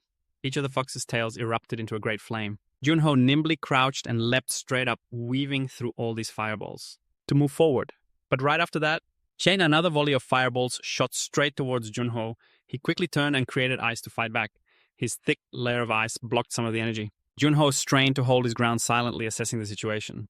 Just as I thought, it won't let me get close. However, he still skillfully avoided the series of attacks. He dashed towards the fox. Its gaze suddenly became dangerous, locking onto him. Then the fox raised its head and gathered another larger fireball. Junho's eyes widened in surprise. He thought to himself, a giant fireball. He stood frozen, assessing, I won't survive a direct hit from that. The giant fireball flew straight towards Junho. It exploded the moment it hit the ground. White smoke billowed everywhere and sand was kicked up into the air. A moment later, the black smoke began to dissipate. The fox stood still, observing the situation. Its nose twitched slightly as if it sensed something. Just then, Junho swung his sword, slashing right at the fox. A few of its hairs fell to the ground. The fox had sensed Junho above it. Then he landed right on its nose. Humph! Junho stomped down and jumped high, swinging his sword just as the fox breathed fire. He created ice to step on, gaining momentum to keep moving. Junho tried every way he could to get close to the fox. The fox's power increased with the number of its tails. He channeled ice magic into his sword. Junho tensed as he made a decision. So, what if the number of tails decreases? Putting his thought into action, he swung his sword directly at its tail. The fox cried out in pain, its head thrown back. Its tail had turned to ice. Junho smiled, incredibly pleased with himself. Clearly, its power will decrease as well. Night had fallen. Outside the gate, countless reporters were setting up tents waiting. One of them, while slurping noodles, looked anxiously inside and sighed, Phew, it's been 10 hours since the players went in. The team before this one survived for 2 days. Hearing that, the person next to him got angry and slapped him on the back of the head. You bastard, don't be so disrespectful. He gestured towards the gate, reminding him, the only thing we can do is pray for their safe return. Inside, Junho continued to create shards of ice. They constantly embedded themselves in the fox's tails. It made the beast scream in agony. Junho watched from a distance and said mockingly, This is the first time you've ever felt pain, isn't it? He lowered his head, his voice grim as he questioned it. You don't have any natural predators or rivals.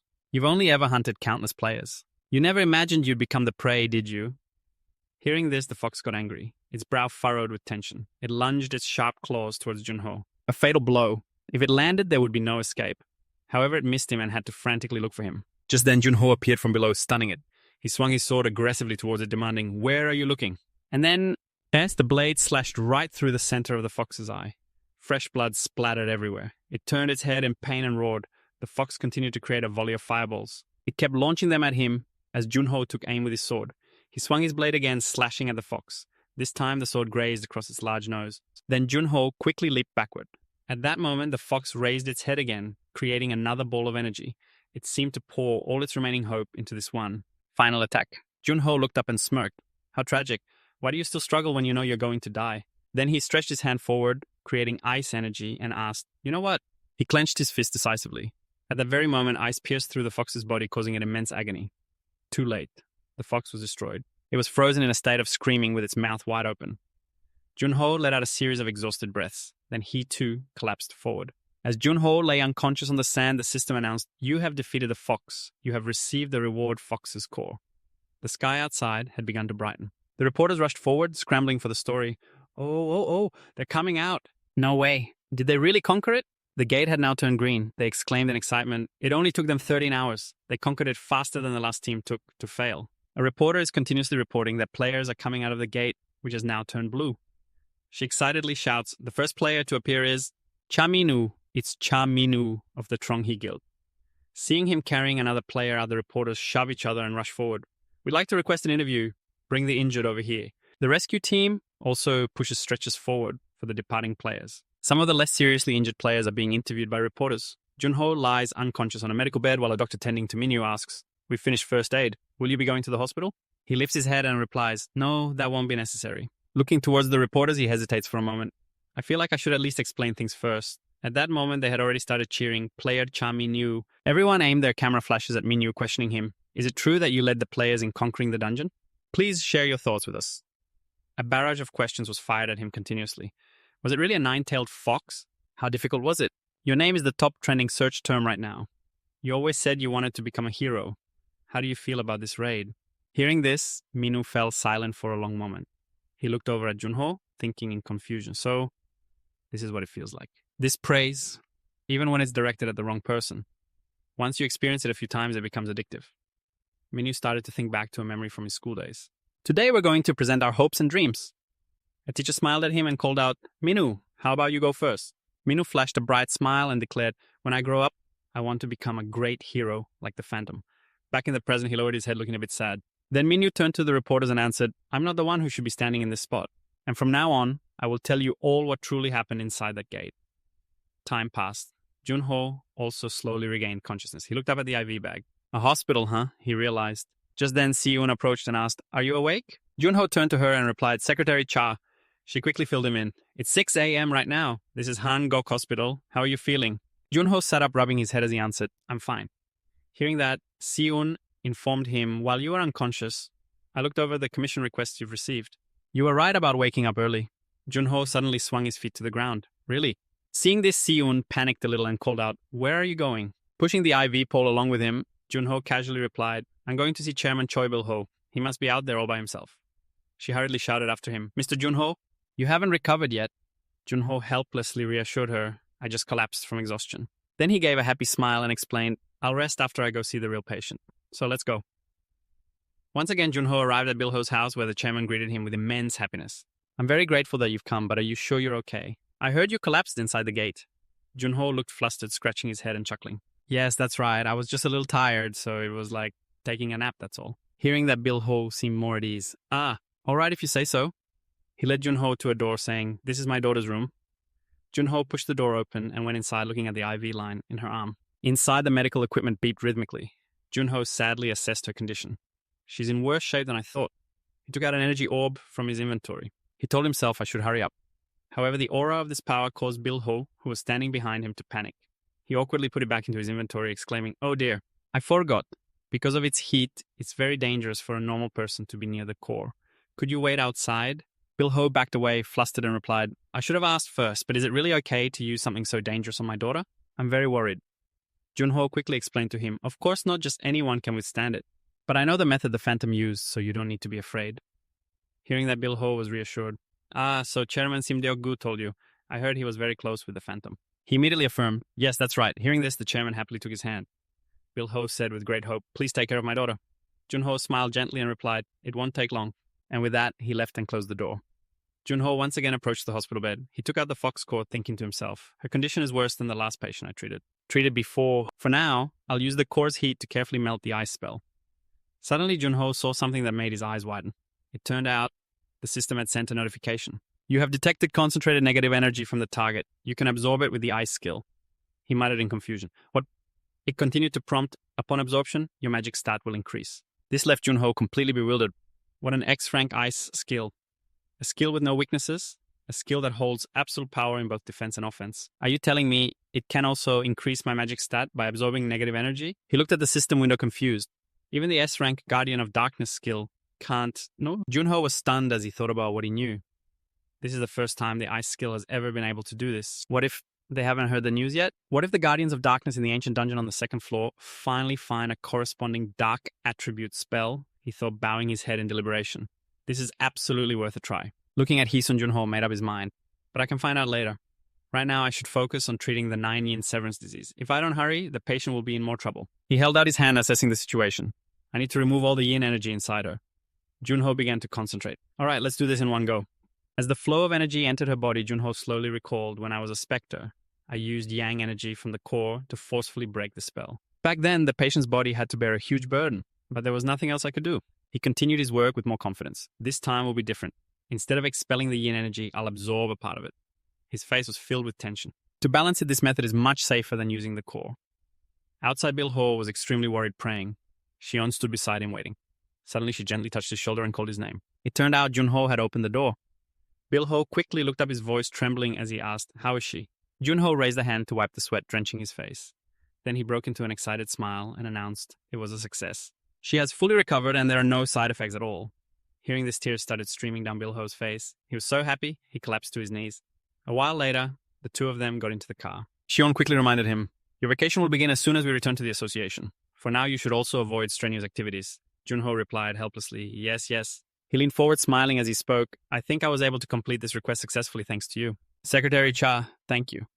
This left her speechless. Just then, Bil-ho had said, I've thought a lot about how to repay you. First, I considered increasing the compensation even more, but I figured you wouldn't want that. Junho replied nonchalantly, I only did what I had to do. He continued, your words are enough, so I've decided on this. If there's ever a time you need help, our Myungho Group will assist you at any cost. The #1 corporation in Korea, Myungho Group. You could say there's no place in Korea that Myungho Group's influence hasn't touched. However, their true weapon is the fact that Choi Bil-ho's eldest son is the guildmaster of the Red Tower. They're ranked 5th in the country. If I can get their support when I need it, it'll be a huge advantage. Junho was overjoyed and bowed his head politely, replying, I will be sure to use it carefully. To tarnish Myungho's reputation. Bil-ho smiled cheerfully. Just say the word when you need it. Because you, Seol Junho, are my family's benefactor. The scene shifts back to the association. Deogu laughed happily and said, I just got a call from Chairman Choi Bil-ho. He's over the moon because his daughter is recovering. He was worried, asking how your body was holding up. Junho leaned back on the sofa and replied, I just have some mild muscle pain. Hearing this, Deogu was utterly astonished and exclaimed, Good grief. Have you been secretly drinking some kind of miracle potion? Junho smiled, tapping a screen as he explained, No way. I've leveled up a lot and have a bunch of recovery skills now. That's all. Anyway, let's get to the main point. Right now. He took out the fox core again, leaving Deoku speechless. He was taken aback by its immense energy. Is that the fox core? Junho replied nonchalantly, Yeah, I didn't use it on the chairman's daughter. He slowly explained the reason. I absorbed a portion of the yin energy using my frost skill. He slammed the table in amazement and stood up, asking, You can do that? Junho calmly sat back down and replied, That's what the system told me. On top of that, it increased my magic stat. He then created a layer of ice to cover the fox core. I found something interesting. The frost skill can absorb the yin energy of any target. Deoku leaned in closer, curious, and asked, If it can do that then? Junho finished his sentence for him. It's not just for illnesses like the 9-yin severance disease. I can probably absorb energy from items too. Deoku bowed his head, a little bewildered. I'm wondering what you mean by that. You just want me to find suitable items, don't you? At that, Junho broke into a teasing smile. That's our Deoku. Good boy. There's one thing that might be a problem. The energy of the 9-yin severance disease was labeled as intermediate grade. Back then, the system had notified me, you have sensed an intermediate grade energy source. Hearing this, Deoku became pensive. An incurable disease is only intermediate grade. Does that mean absorbing ordinary items will have no effect? Junho immediately confirmed, probably. He also started to realize a few things. I think I get the gist of it. I'll look for suitable items and you investigate the market.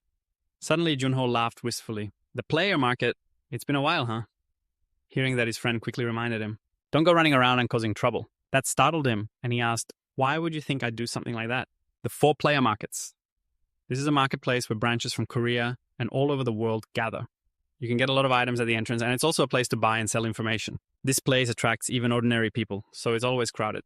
As he strolled down the street, Junho wondered to himself, I wonder how long it'll take to get to the branch in bustling Insadong. The streets are so much more crowded than they used to be. He looked around and sighed. After the gates appeared, people struggled to make a living, so this area was pretty desolate. Junho gave a small, satisfied smile. It's really nice to see this. Then he quickly got back to the matter at hand. But today the place I need to go is the black market inside the movie theater where the Freeze concert is happening. No one will melt anymore. Junho slowly walked inside, looking for his seat. Row 8, seat G10. Here it is. The special seats in the Player Market's movie theater have a teleportation function that can take you to the black market. He sat down calmly. The shopping district's teleportation skill is truly something else. Sky A asked, confused, In an age of infinite development with energy from gate items, and teleportation still makes users sick, she complained, annoyed. Ugh, it's so dark. I'd rather just use my own magic to travel. Thinking back on that, he could only smile. Soon. As he teleported, he prayed, I want to see you guys again real soon. In just a moment, Junho was transported to the underground city of Ethiopia, the black market. This place was a far cry from the player's shopping district. If you weren't a classified customer, you couldn't even get an entry ticket. This place was more like a harbor, a market for players from all over the world. Suddenly, someone aggressively shouted, Hey kid, watch where you're going. Sorry. A bunch of other people were also murmuring, Did you hear the news? No one's seen the 9 golden ladies of Yu-Gang lately. How long is the association going to hide the Shadow Fiend? In the black market, there are no guides and no ordinary customers. This is the underworld, a place where normal social standards are meaningless. Suddenly someone asked, Look, isn't that Seo Junho, the awakened who hasn't attacked the gate yet? He started to feel a little uneasy. Of course, his safety wasn't guaranteed, but looking at the people around him, Junho felt completely confident. But the chances of me running into a player who could actually threaten me are very low. He silently concluded, All the skilled players have already gone up. As for the players here, they either weren't strong enough to get to the second floor, or they couldn't handle the pressure there. That's why they came back here. At my current level, I can handle players of this caliber with ease. He coldly raised his head, looked at the men in front of him and ordered, Move. But the 2 thugs just stood there, not budging. A moment later, feeling intimidated, the guy quietly stepped aside. Junho was a little surprised, thinking to himself, oh, I told them to move and they actually did. As soon as he stepped inside, the shopkeeper welcomed him. The moment he saw Junho, he called out, oh my, who is this? The celebrity famous all over Korea has come to my shop. But he just calmly replied, I'm here to see the artifacts. The shopkeeper pointed to a nearby counter and directed him, the artifacts are all on that corner shelf over there. Please have a look. Junho walked over, observed them, and thought to himself, this isn't what I'm looking for. But aren't these all rare items? The system continuously displayed information about the artifacts, makes the opponent feel a low-level cold aura, makes the opponent feel a low-level dark aura, makes the opponent feel a bone-chilling energy, a slight level up. Even for a low-level person, having these items would increase their magic power. Also, he suddenly spoke up. I heard that. Junho's eyes filled with killing intent as he questioned the shopkeeper. I heard there's a private room in this shop that holds extremely valuable items that a novice accidentally sold. These words seemed to shake him. The shopkeeper immediately slammed his hand on the table and yelled, that's just a baseless rumor. Who told you that? Junho smiled confidently. Hey, I came here because I already know. He knew right away it looks like he's not a good liar. Immediately after, Junho took out an item and proposed, if you let me take a look, I'll buy a few of the items on display. And I'll give you this to keep it a secret. The shopkeeper finally relented, getting up and complaining, good grief, what big mouth leaked that information. He typed a code into the information panel. As the door opened, the shopkeeper spoke, please come in. He stepped aside to reveal the artifacts, introducing them. These are all the high-grade artifacts our shop possesses. Junho quietly observed everything, silently assessing them. They're very well preserved. There are no dark attribute artifacts at all. Then again, dark attribute artifacts are rare. Suddenly something caught his eye. Oh, an ice attribute. The shopkeeper immediately cried out, don't touch that. He explained nervously. It's been cursed by a very powerful spell, so anyone who uses it gets frozen. However, when Junho put it on, nothing happened, leaving the shopkeeper standing there dumbfounded. This is the sealed gauntlet of the Frost Queen's resentment. The system quickly displayed its ability, allows the opponent to feel a bone-chilling energy. Slight level up, can purify items through absorption. Junho smiled slightly, thinking, if this were mid-grade, the bone-chilling energy would synchronize with the entire 9 yin severed meridians. He felt very satisfied. This can help me gain magic power like that time. With that thought, Junho made his offer. I'll buy this and the other artifacts from before. The shopkeeper, sweating bullets, exclaimed, thank you. After buying the items, Junho headed to the bar counter. The bartender there looked a bit surprised and turned to the other players inside. They also took notice of this strange new arrival. Junho nonchalantly sat on the counter and said, help me teleport to Insadong Market and get me a drink of some kind. Wiping a glass, he explained, yes, sir. You'll have to wait 10 minutes to use the teleport system. He had already caught the eye of the people behind him. Someone approached Junho and a thug stepped forward, calling out in a mocking tone, well, who do we have here? Isn't it the famous player, Seo Junho? We've heard a lot about you, our talented junior. All the seniors in the business think you're going to die in a very special way. Junho remained perfectly calm, taking a sip of his drink and thinking to himself, looks like there's nothing left for me at the black market. I should get out of here quick. Recognition is incredibly important to every player. Bloodblade, Kim Chosu. Never heard of him. It has a huge influence on whether you accept an offer or join a guild. However, you can't really build up your reputation if you only ever talk about your achievements inside the gates. That's why some cowards resort to this method. Seeing that he wasn't answering, one of them angrily threw his cup. Myungchang aggressively pointed his sword at him and demanded, a senior is talking to you, how dare you just stare? The rest of the group started getting worked up too, shouting threats. This worthless piece of crap. We're going to teach you a lesson today. It's thanks to guys like me who paved the way that scrubs like you can grow up normally. Got it. The man excitedly pointed to himself and exclaimed, if this body could talk, it would tell you all about the 5 years of experience when I was at my peak. This made Junho burst out laughing. He bent over, clutching his stomach, shaking. Seeing this, the thug stepped back, a little bewildered. What the hell? Is this guy crazy? Junho let out a cold snort and asked, paved the way? He looked up at them and scoffed. That was the work of the first-generation players, not street corner trash like you. With that, he stood up straight and retorted, all you guys do is bully newbies. Getting your name in a single line of some cheap paper. Isn't that all you've ever done? The thug's face went pale as he cursed, you son of a bitch. Immediately after, Junho turned and challenged him, stop barking and come get me. He stood imposingly, a weapon appearing in his hand as he threatened. I won't be satisfied until I've taught you thugs a lesson. In an instant, Junho was surrounded. The people around them began to gossip sarcastically. Is that Seo Junho? He's been getting pretty famous lately, right? Yeah. If he gets his ass kicked today, it'll definitely make the papers. An old man standing in the distance looked over and couldn't help but sigh. Bullying a newbie just to make a name for yourself, huh? What a pathetic bunch. The thug smirked, full of challenge. Keep running your mouth. In the end, everyone will know the outcome of this fight. He glanced at him, gloating internally.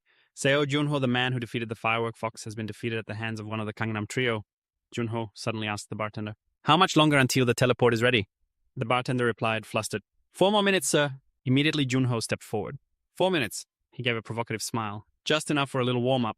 Myungchang showily spun the scythe in his hand, then swung the blade forward. With utter contempt, he announced, I am Jeon Myungchang, one of the Gangnam trio. You should be honored to fight me. All right. But what's with that dagger you're holding? Junho calmly replied, I just picked it up to check it out. Oh, this thing, he asked, then smiled contemptuously. Why would I need a knife to crush 3 little bugs? That sent Myungchang into a rage, and he screamed as he charged forward. You bastard! Junho's eyes sharpened as he glanced at the incoming attack. He dodged it with just a slight tilt of his head. Right after that, Junho even managed to grab his sword, yanking Myungchang forward and throwing him off balance. As he stumbled, Junho seized the opportunity and drove an elbow straight into his face. This left the surrounding players utterly speechless, their jaws hanging open in shock. No one could utter a single word. In just 2 hits, Myungchang was knocked flat on his back, fresh blood pouring from his nose and mouth. The thug in the hat cursed in frustration. Hey, you idiot! How can you make a mistake after you're the one who challenged him? The one next to him started to get nervous, wondering to himself, can I even take this guy on? Immediately after, he immediately unleashed a volley of throwing knives at Junho. The power and speed of the attack were undeniable, but Junho quickly spun around, dodging every single one. Since he still hadn't attacked the guy, taunted him loudly. Go on, hit me, you bastard! The moment he finished speaking, he slashed at Junho. But no matter how many times he swung his sword, Junho was able to block it. The remaining thugs stood at a distance silently judging. He's just a newbie after all. He's only taken down a few monsters. He's never killed a person before. But those who can win, they sometimes hesitate. That momentary hesitation will be the reason you die. Then he laughed mockingly. Do you get it now? That's the difference between us and your kind. We never intended to play fair with an arrogant punk like you from the start. However, things turned out completely the opposite. The thug was instantly put on the defensive. Junho stomped hard on his shoulder joint, breaking his arm. The man could only cry out in pain. Trembling, he screamed loudly. Junho coldly turned to look at the last one. The guy's face was drained of all color. The thug wondered to himself, what the hell just happened? Just a rookie! Looking at his 2 battered companions, the thug couldn't help but feel terrified. He beat the Gangnam trio to a pulp. Nevertheless, he continued the fight. No, this can't be happening. He threw a volley of daggers at him. It's not over yet. Junho nimbly dodged them one by one, moving forward. He thought to himself coldly, back in the Night Goblin era, I was able to defeat countless demons, thanks to my ability to read an opponent's breath. While dodging, Junho counterattacked, and in an instant he reached the thug. The man was utterly bewildered, his jaw dropping as he stumbled back. Junho raised his dagger and warned, That breath of yours? It's too obvious. He stabbed straight through both of the man's palms. In his agony, the thug could only utter a few fragmented words. He was pinned firmly to the wall, gasping and screaming in shock. Junho walked over to where Myungchang lay, looked down and asked coldly, You don't need to look at faces anymore, do you? This made him open his eyes wide in shock. Myungchang then turned over trembling and affirmed, Oh, of course. I wouldn't dare even look at your shadow for the rest of my life, sir. Hearing this, Junho slowly walked away. The surrounding players suddenly shouted, drawing Junho's attention. He won! Everyone was incredibly excited, yelling, a new player beat 3 players with 5 years of experience. That was amazing. Quick called the reporters, right? Seo Junho. Hearing his name cheered, he couldn't help but feel puzzled. This world is so strange now. The kind of people who can kill others to satisfy their own greed. Instead of caring about the injured, they're busy praising the winner. At the same time, the bartender gestured and reminded him, the teleport system is ready. There are only 3 ways to survive in this insane world. First, go mad with them. Second, be indifferent, or live in solitude. He coldly stepped into the teleportation machine. Junho stepped out and stretched wearily. Then he sighed helplessly, looking up at the sky. Junho quietly murmured, I miss you guys so much. Meanwhile, a photo of Junho pinning the thug's hands to the wall with a dagger had been circulated. Inho, sitting in a car, observed and reported, This picture was just taken at the black market a few minutes ago. I heard that 30 players level 20 and above were taken down by one person with overwhelming strength. He defeated them overwhelmingly. In my opinion, this person has a lot of potential. But what do you think Princess Juha beside him was quietly eating ice cream? She mumbled thoughtfully while chewing, and after a moment turned and asked with a smile, What's his name? Junho squinted, feeling a bit helpless. Come on, smile. He looked confusedly at the phone of the girl next to him, wondering, Why am I even doing this with a girl? I can't even get away. She smiled and said, Excuse me. Suddenly a crowd of people shouted angrily, How much longer are you going to take pictures? Everyone's waiting. Hearing this, Junho looked up startled and shouted, What? An alarm bell rang in his mind. If this keeps up, I won't be able to get home before dark. Suddenly someone else called out, Player Seo Junho. He turned around and saw Juha and Inho standing there waiting. She pulled down her glasses, smiled, and asked, can we talk for a moment? Junho thought to himself, confused. He also silently assessed her. Bright orange hair and powerful heat energy. I can feel it just by being near her.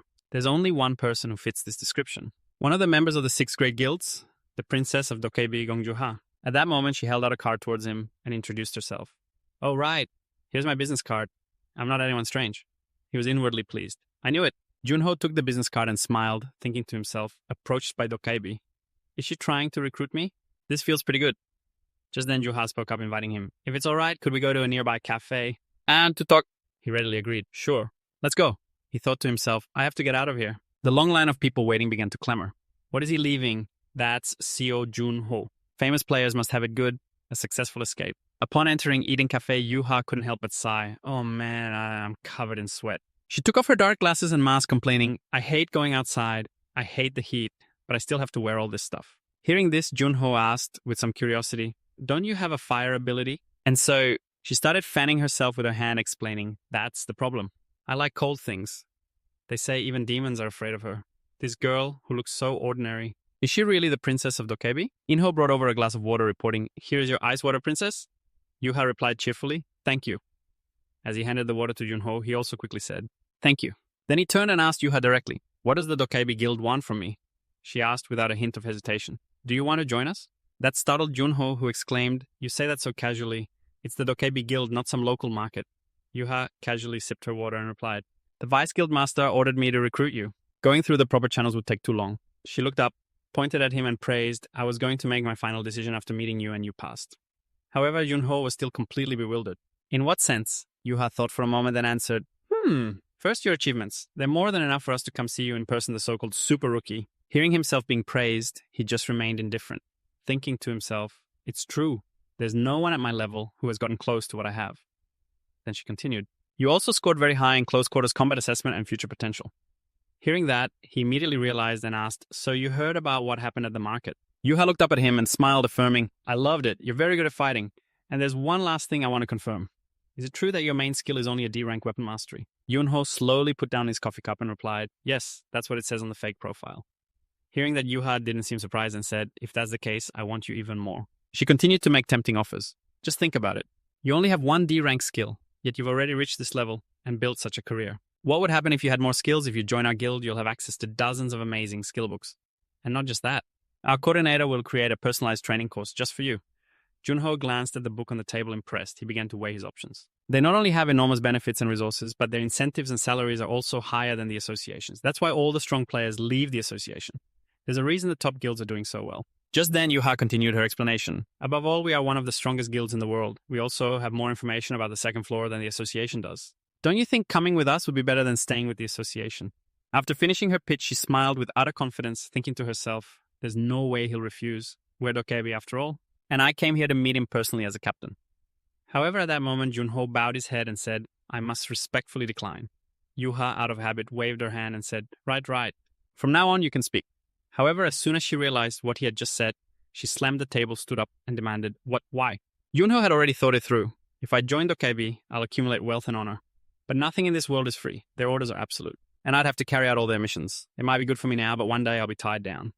Yuha stared at him bewildered and asked again, did you not understand what I said? Junho quickly gave his reason. I know the Dokebi guild has made a fantastic offer, and have you ever heard the saying, better to be the head of a snake than the tail of a dragon? Hearing that, she raised her hands in surrender. I get it. Yuha also had a new assessment of him. Better to be the head of a snake than the tail of a dragon. He's smarter than I thought. Even if he joined Dokebi now, it would take him some time to climb the ranks. After all, a place where only the best of the best gather would be fiercely competitive. But she still didn't give up, asking one more time, are you really not going to join us? However, the answer was just as blunt. I'm sorry. Hearing that, Yuha stood up. Well, there's nothing more I can do. I can't force you to join. But here's a piece of advice for you. You should be careful in the future. Hearing that, Junho laughed teasingly. Are you planning to get revenge? I can't believe you. She immediately shouted, No, we're not that petty. Yuha became serious, warning him, lately, the demons have been more active even on the first floor. He turned to look at her and asked, are you saying they're plotting something? Yuha answered uncertainly, it's likely. I'm sure the association doesn't know yet, which is why I'm telling you. If you run into them unprepared and get attacked, I'd be disappointed. After hearing her words, Junho looked at Yuha sincerely and smiled. Thank you. She waved goodbye as she left. I'll see you later. Mr. Snakehead? This new nickname amused Junho somewhat. Mr. Snakehead, huh? When he returned to the association, he told Deokgu all about it. He asked a bit, bewildered, "The fiends are on the move again." Junho then confirmed, "The Dokaibi have no reason to lie to me. It must be true." The room fell silent for a moment. After a while, Deokgu spoke up pensively. "I knew their intel was faster than ours, but to this extent." Then he turned to Junho and asked, "By the way, you don't regret turning down their offer, do you? Gongjuha really went out of her way to recruit you." He sat up nonchalantly and replied, "Not really. It's true I could have gained fame and fortune by joining them, but I'm not really interested in any of that." Turning to Deokgu, he asked, looking puzzled, "Why the long face? Did you want me to leave?" He lowered his head sadly and explained, "No, it's not that. I just thought they would be more beneficial for you." Junho's face flushed for a moment, then he sighed heavily and reassured him, "The guilds are extremely strict. You and the association let me do what I want, so don't worry about it." This moved Deokgu to tears. Junho cheerfully handed him a contract and said, "All right then, let's get your contract renewal done in the morning. I'll also have you move to the next floor." Junho looked at Deokgu flustered and replied, "Right now I really appreciate it, but are you sure this is okay?" Without any hesitation, he handed him the contract, affirming, "Of course. You're the guy the big six guilds are after. Our budget is nothing to sneeze at. As for intelligence gathering, we'll just work on closing the gap." Hearing that, Junho smiled happily. He signed the contract and said, "I really appreciate it." Once everything was settled, he asked, "So which floor should I head to?" Deokgu quickly replied, "The 77th floor." And with that, Junho turned to leave. "All right, I'll start packing then." Before he left, he turned back and called out, "Oh, right. Schedule the West Seagate conquest for 1 week from now, okay?" Deokgu asked, confused, "1 week, why so long?" He then immediately realized and questioned, "Wait, are you planning on chasing the fiends?" Junho calmly waved his hand and confirmed, "That's right. After you set the bait, you have to wait." He smiled slightly and explained, "That's how you catch a big fish." On a news bulletin, an announcement was displayed. Seo Junho to attempt conquering the East Sea Gate. The anchor went on, "This is an unprecedented event. If he succeeds, South Korea will become the first safe zone in the world with no unconquered gates. The Korean Player Association has confirmed that they will be renewing their contract with player Seo Junho, thereby strengthening their partnership. Player Seo Junho has reportedly rejected an offer from the Dokkaebi Guild to remain with the association. That's right, the association's super rookie has announced that he will challenge the East Sea Gate. The entire world is watching. Meanwhile, in a gloomy place, Signia sat alone in a corner. He suddenly called out, "Come here." Wolf appeared looking confused and asked, "You summoned me, my lord?" Information appeared before him, leaving him bewildered. Wolf hesitated. "This person." Just then, Signia stated firmly, "It must be the one who has the Tempest." Hearing this, Wolf trembled and asked, "But they said it was in Tusavik's possession." Of course he kept it hidden from the public. He's the one who found proof that Tusavik was killed by a fiend. He'll be on guard against us. Wolf then asked him, "Should I go down to the first floor?" However, Signia rejected the idea. "We don't have proof, and it's not worth the risk of confronting the association, especially right now. On that note, is there anyone else we can use?" Wolf immediately replied, "On the first floor, what about the Shadow Brothers we were planning to use for the Las Vegas tournament? They're hungry for power even if they're already exceptional among the other players." Hearing this, Signia made his decision up. "Fine, send them to the East Sea Gate this time. It doesn't matter if they kill Seo Junho or not." As soon as the words left his mouth, he suddenly turned and glanced into the distance. Something had shaken Signia. A mountain suddenly shattered and his eyes filled with killing intent.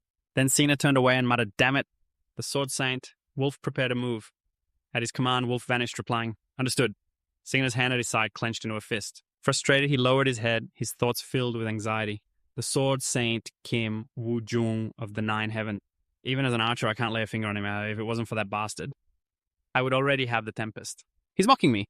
In the dead silence, Signia declared viciously, "Seo Junho, I, Signia, will be watching you until your luck runs dry." Junho looked up at the infoboard puzzled. He took the bait. The Americans, the Shadow Brothers, are joining as medics. That's incredibly suspicious. I should have Secretary Cha investigate them, he thought.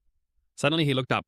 His eyes flew open as an immense power flared to life. Just as quickly the energy vanished. Standing in the center of the energy field, I tell myself, releasing energy into the ground to practice magic is a little risky, but the method Skya taught me yields the best results. That energy formed a small tail that perked up. Junho happily touched it, thinking it was as if it was saying hello. His eyes suddenly grew tense and calculating. I won't be able to use the Guardians of Darkness inside the East Sea Gate, the East Sea Gate island of the Forgotten Dragon. Just from the name, I can already tell it's highly likely. That's that the boss monster is a dragon. Dragons are powerful high-tier monsters. The clear condition is to defeat the Nameless Dragon. It's a boss that a novice couldn't even touch. Junho became thoughtful. I've tried fighting them a few times before, but they're not a good match for me since I can't fly.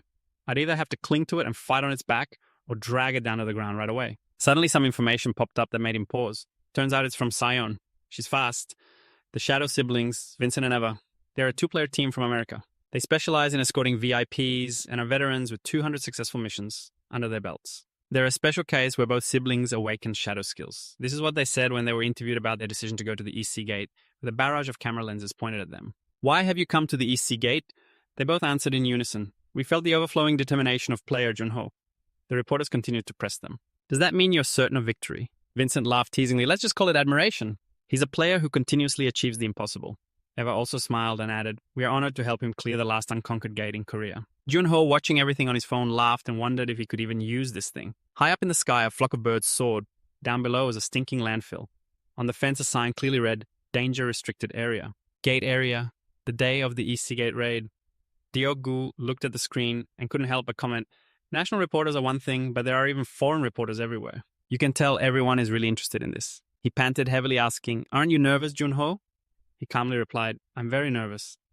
Out of habit, Diogu also replied, yeah, you're not. However, he was startled right after and yelled, you're nervous. Junho, holding his phone, explained, this crappy game is just making me antsy. Diogu turned and immediately complained, I told you to get a new phone. Why are you still using that thing? How old is that thing? Then he threw a roll of paper at him and yelled, hey, why are you letting yourself get so distracted? There are 500 people watching this gate. Junho calmly replied, I'm not distracted or nervous. I defeated the Frost Queen. Why would I be nervous about some nameless dragon that doesn't even have a proper title? Hearing that, Diogu felt it made sense. But you're not going alone. The Shadow siblings, no one else is participating, which means they work with devils. They're very strong. I'm worried about them fighting alongside you. We don't have any solid proof, but that's my gut feeling. I want to cancel this raid. That's how uneasy I feel about it. After hearing that, Junho reassured him in a quiet voice, don't worry too much. Even if they do attack me, I have a plan. When they met, Vincent spoke enthusiastically. Player Junho. Eva also warmly extended her hand in greeting. We're your fans. He kept getting closer to him. We heard you've already cleared 2 unconquered gates. Vincent chimed in, with such a slender body. That's amazing. Hearing that, Junho just smiled lightly. It was nothing. Vincent scratched his head, embarrassed, and said, wow, so polite. I didn't expect you to speak English with us. He replied cheerfully, I have a friend in the UK. Eva glanced at Vincent and said, Vita's translation feature is a little slow, so I was worried. He looked at her and smiled reassuringly. Well, I'm sure it'll be fine. Then Eva turned to Junho and said, the last unconquered gate in Korea. We know how much it means. And we'll give it our all. Hearing that, he also smiled and replied, don't worry, I'm ready for anything. Meanwhile, a reporter was announcing, players from different countries are greeting each other warmly. If they succeed, Korea will become the safest designated zone in the world. When do you think players feel the most anxious while challenging a gate? The answer is right as they enter. They don't know what conditions or monsters await them, so their senses are at their sharpest upon entering. But that also brings a risk as they're too focused on the battle ahead, making them slow to react to attacks from behind. Eva's expression turned aggressive as she thought to herself. That's when an opening appears. However, in the end, she didn't make a move. Seeing this, a bewildered Vincent asked, Eva? Her face tensed for a moment. Wait, Vincent. Looking at Junho's back, Vincent felt an immense fear. Was that really an opening? His face darkened as he glanced at them. Eva's face turned pale with worry as she turned away. Just then, everything around them calmed down. She lowered her head in frustration, thinking to herself, damn it, I missed the perfect chance. Vincent looked up and asked, is that an island over there? Hearing this, Eva turned to him and whispered, we failed this time. Let's find another opportunity, some other time. As soon as he finished, Eva put on a friendly face again and said, it's pretty windy, huh? I never expected a place like this inside the gate. Vincent looked around nervously. Where is that nameless dragon or whatever? I don't see any monsters around here. He shouted towards Junho. Junho, do you see anything? Junho bowed his head, looking a little worried. Something's not right, master. This gate, it doesn't even have a proper title. But this feeling is this really a 1-star gate?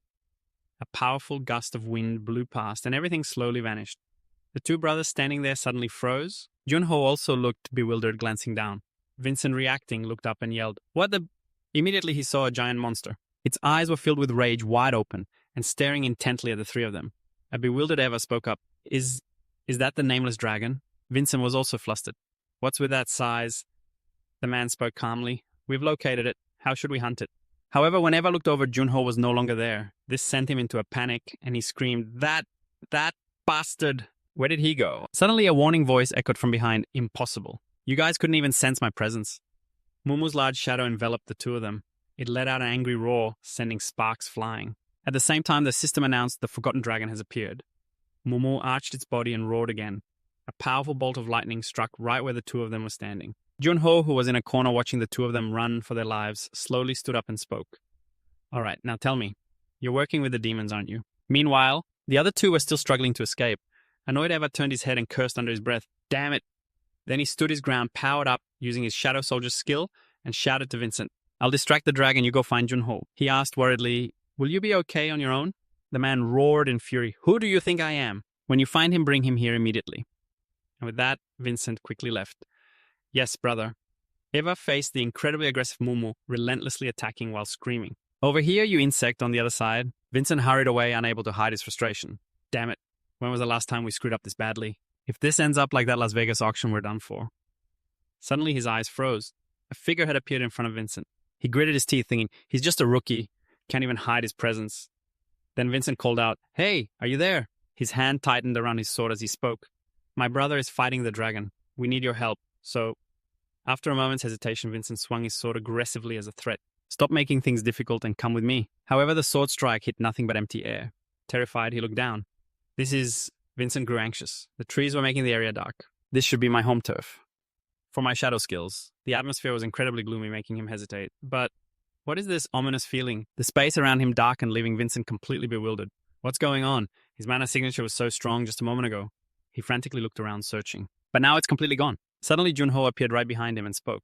So you really are one of the forces of darkness. What a shame. Vincent immediately spun around to face him, hastily jumping back a few steps. He thought in bewilderment, since when was he... Then Vincent hesitated before speaking. What, Junho? What do you mean? Without a shred of hesitation, Junho tore off his mask. I'm speaking English, so you should understand, right? You're one of the forces of darkness. Stop playing dumb. Vincent still tried to act nonchalant as he spoke. Good grief. Are you accusing me just because you're angry that I attacked you? I only did that because you betrayed us first. Junho looked at him indifferently and muttered, I'll admit that excuse does sound plausible. But shouldn't you have hidden those crimson red eyes first? Only those who belong to the forces of darkness have those crimson eyes. Hearing this, Vincent hurriedly covered his own eyes. Did I lose control? No one has ever suspected me of being part of the dark force. Junho continued to question him. What's wrong? Can't control them or something? Vincent finally showed his true colors. You think I get scared and run just because you found me out? Losing like that would be pathetic. He dropped his sword. Summoning the power of the dark demon tribe. They rarely appear inside gates, but if you kill a demon and drink its blood, you become one of the forces of darkness. In return, it makes you emotionally numb and gives you a more savage nature. It also grants you the ability to use demonic energy. Every time I use it, I get this indescribable rush. A powerful energy enveloped him. Full of aggression, Vincent threatened, Now then, first how about I cut off those useless legs of yours? He said, flicking his hand to send sharp spikes flying at Junho. But Junho remained perfectly still, not even flinching. Junho lowered his head, his face darkening, his expression unreadable. Then he suddenly looked up, staring right at him. Coldly, he activated his power. Nightwalk. This sent a shock through Vincent. Panicked, he yelled, Where did he go? In an instant, Junho was behind Vincent. He spoke slowly. At first, I could only conceal a part of my presence. His appearance made Vincent jump. In a flash, everything went silent. Junho spoke again. But as I got used to it, I mastered other things too. Sight, sound, scent, presence, mana. So what do you think is next? On the other side, Momo was hovering in the air. Eva, fighting, cursed inwardly. Damn it won't even fly below the clouds. Just then, a rustling sound came from behind him. A startled Vincent appeared shouting, Eva! The man looked at him calmly and asked, Vincent, why are you back alone? Where's Seo Junho? Vincent hurriedly explained, There's something strange about that guy. He knows we're from the forces of darkness. I used my magic, but I still couldn't find him. That bastard. He's been hiding his true strength all this time. Hearing this, Eva asked in confusion, Wait, then how did you escape? If he's really that strong, why would he let you get away? Vincent continued to yell. No, what I saw was real. Eva's expression turned to anger as he shouted, You idiot! He was just toying with you. Why wouldn't he take the chance to eliminate us while we're separated? Whatever, we let him slip away. Forget him and help me. I need someone to attack the no-claw dragon while I distract it. Vincent asked confused, What is it that's strong? Eva began to explain. Not only is it strong, it's also a real pain to deal with because any attack from the ground is useless. However, dragons have a weak spot called the reverse scale. It's called that because its scales grow in the opposite direction from the others. After hearing this, Vincent declared confidently, All right then, I'll use Shadow Step to get on top of it. But just then, Momo attacked from above. It opened its mouth wide, creating a massive bolt of lightning. Eva screamed, Get out of the way! However, the pressure from the attack was still too great. Everything nearby was blown away. In pain, Eva coughed up a mouthful of blood. Ugh, damn it, I took damage because my shadow soldiers were destroyed by its attack. Seeing this, a very worried Vincent cried out, Hyung. The man's eyes were now glowing red. He pointed forward and commanded, Forget about me. Focus on your target.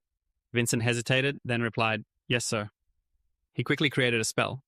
Tensely, Vincent tried to aim at the target. Then he thrust his hand forward, throwing it. The attack flew straight towards Mumu. Immediately after, an explosion went off right in front of it. However, the impact was minimal. Eva collapsed, yelling, "You missed!" But now it's flying lower. He continuously used Shadow Step. In an instant, Vincent landed on Mumu's back, his eyes filled with rage. Vincent raised his head, scanning the area. "So it's in a higher spot, huh?" After a moment, he saw a scale growing in the opposite direction. Found it. Vincent hurriedly moved towards it. He quickly grabbed the reverse scale. Vincent's hand trembled with the effort. A moment later, he had pulled the reverse scale out. "I did it just then." Yet Vincent saw lightning appear again, leaving him stunned. This can't be." A bolt of electricity shot down, making Eva, who was below, extremely confused. "Vincent?" Meanwhile, Junho stood quietly in a corner observing the situation. He muttered coldly, "Idiots." Eva looked up, wondering in confusion. What's happening? Just then, a badly wounded Vincent fell from the sky, causing the man to cry out in alarm. In pain, Vincent gritted his teeth but still managed to speak. "Hyung, it's ruined. Everything's ruined." This left Eva completely bewildered. "What are you talking about?"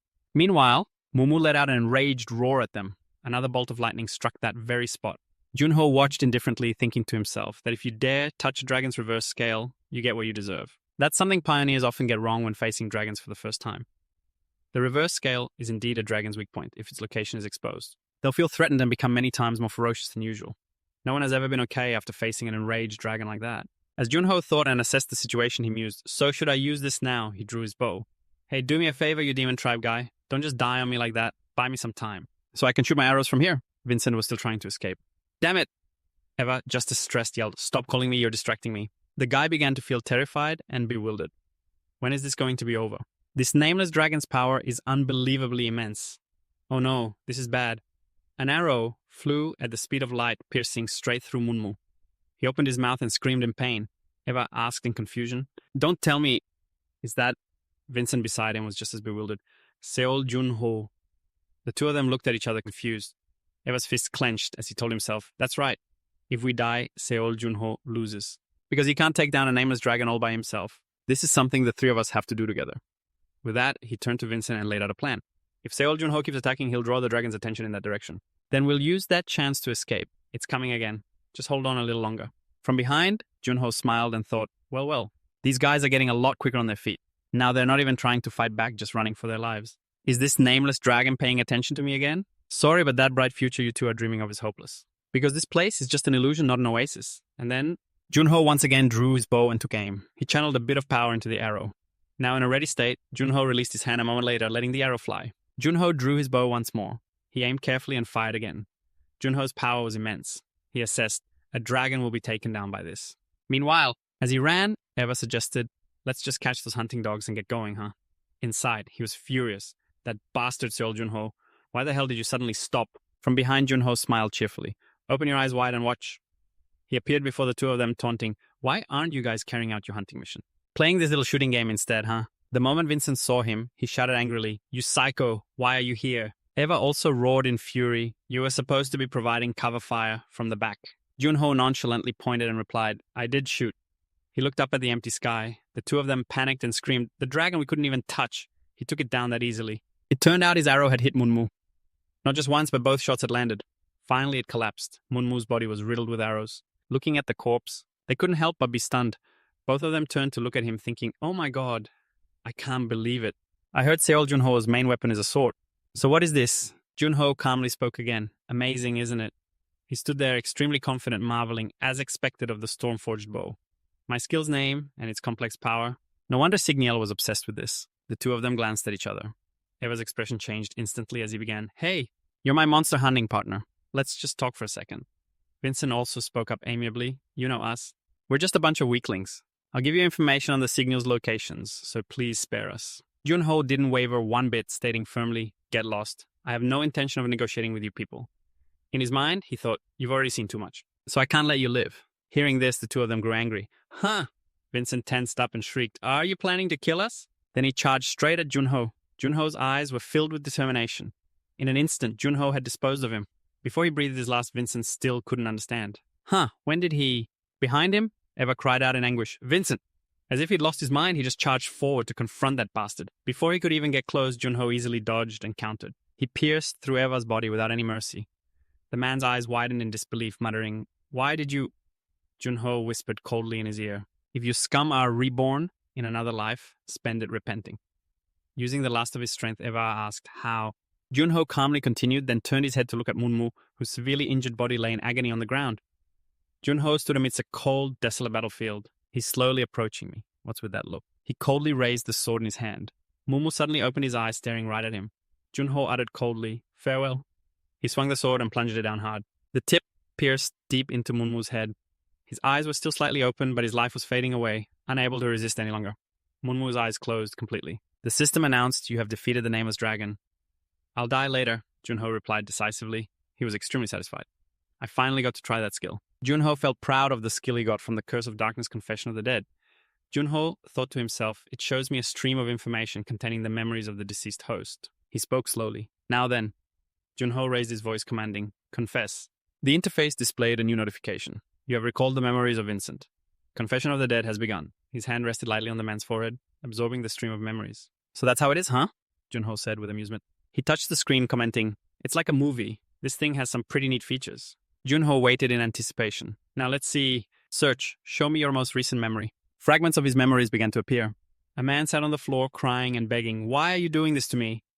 4 blood-curdling screams from the man rang out as they, "Yeah, I murdered him." And many others shared the same miserable fate.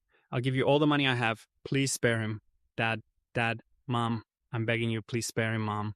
Witnessing such a painful scene, he hesitantly uttered, "Stop." Junho shook his head, his voice filled with regret. "I killed them far too easily." He commanded, "Search. Show me any information related to the Monster Association."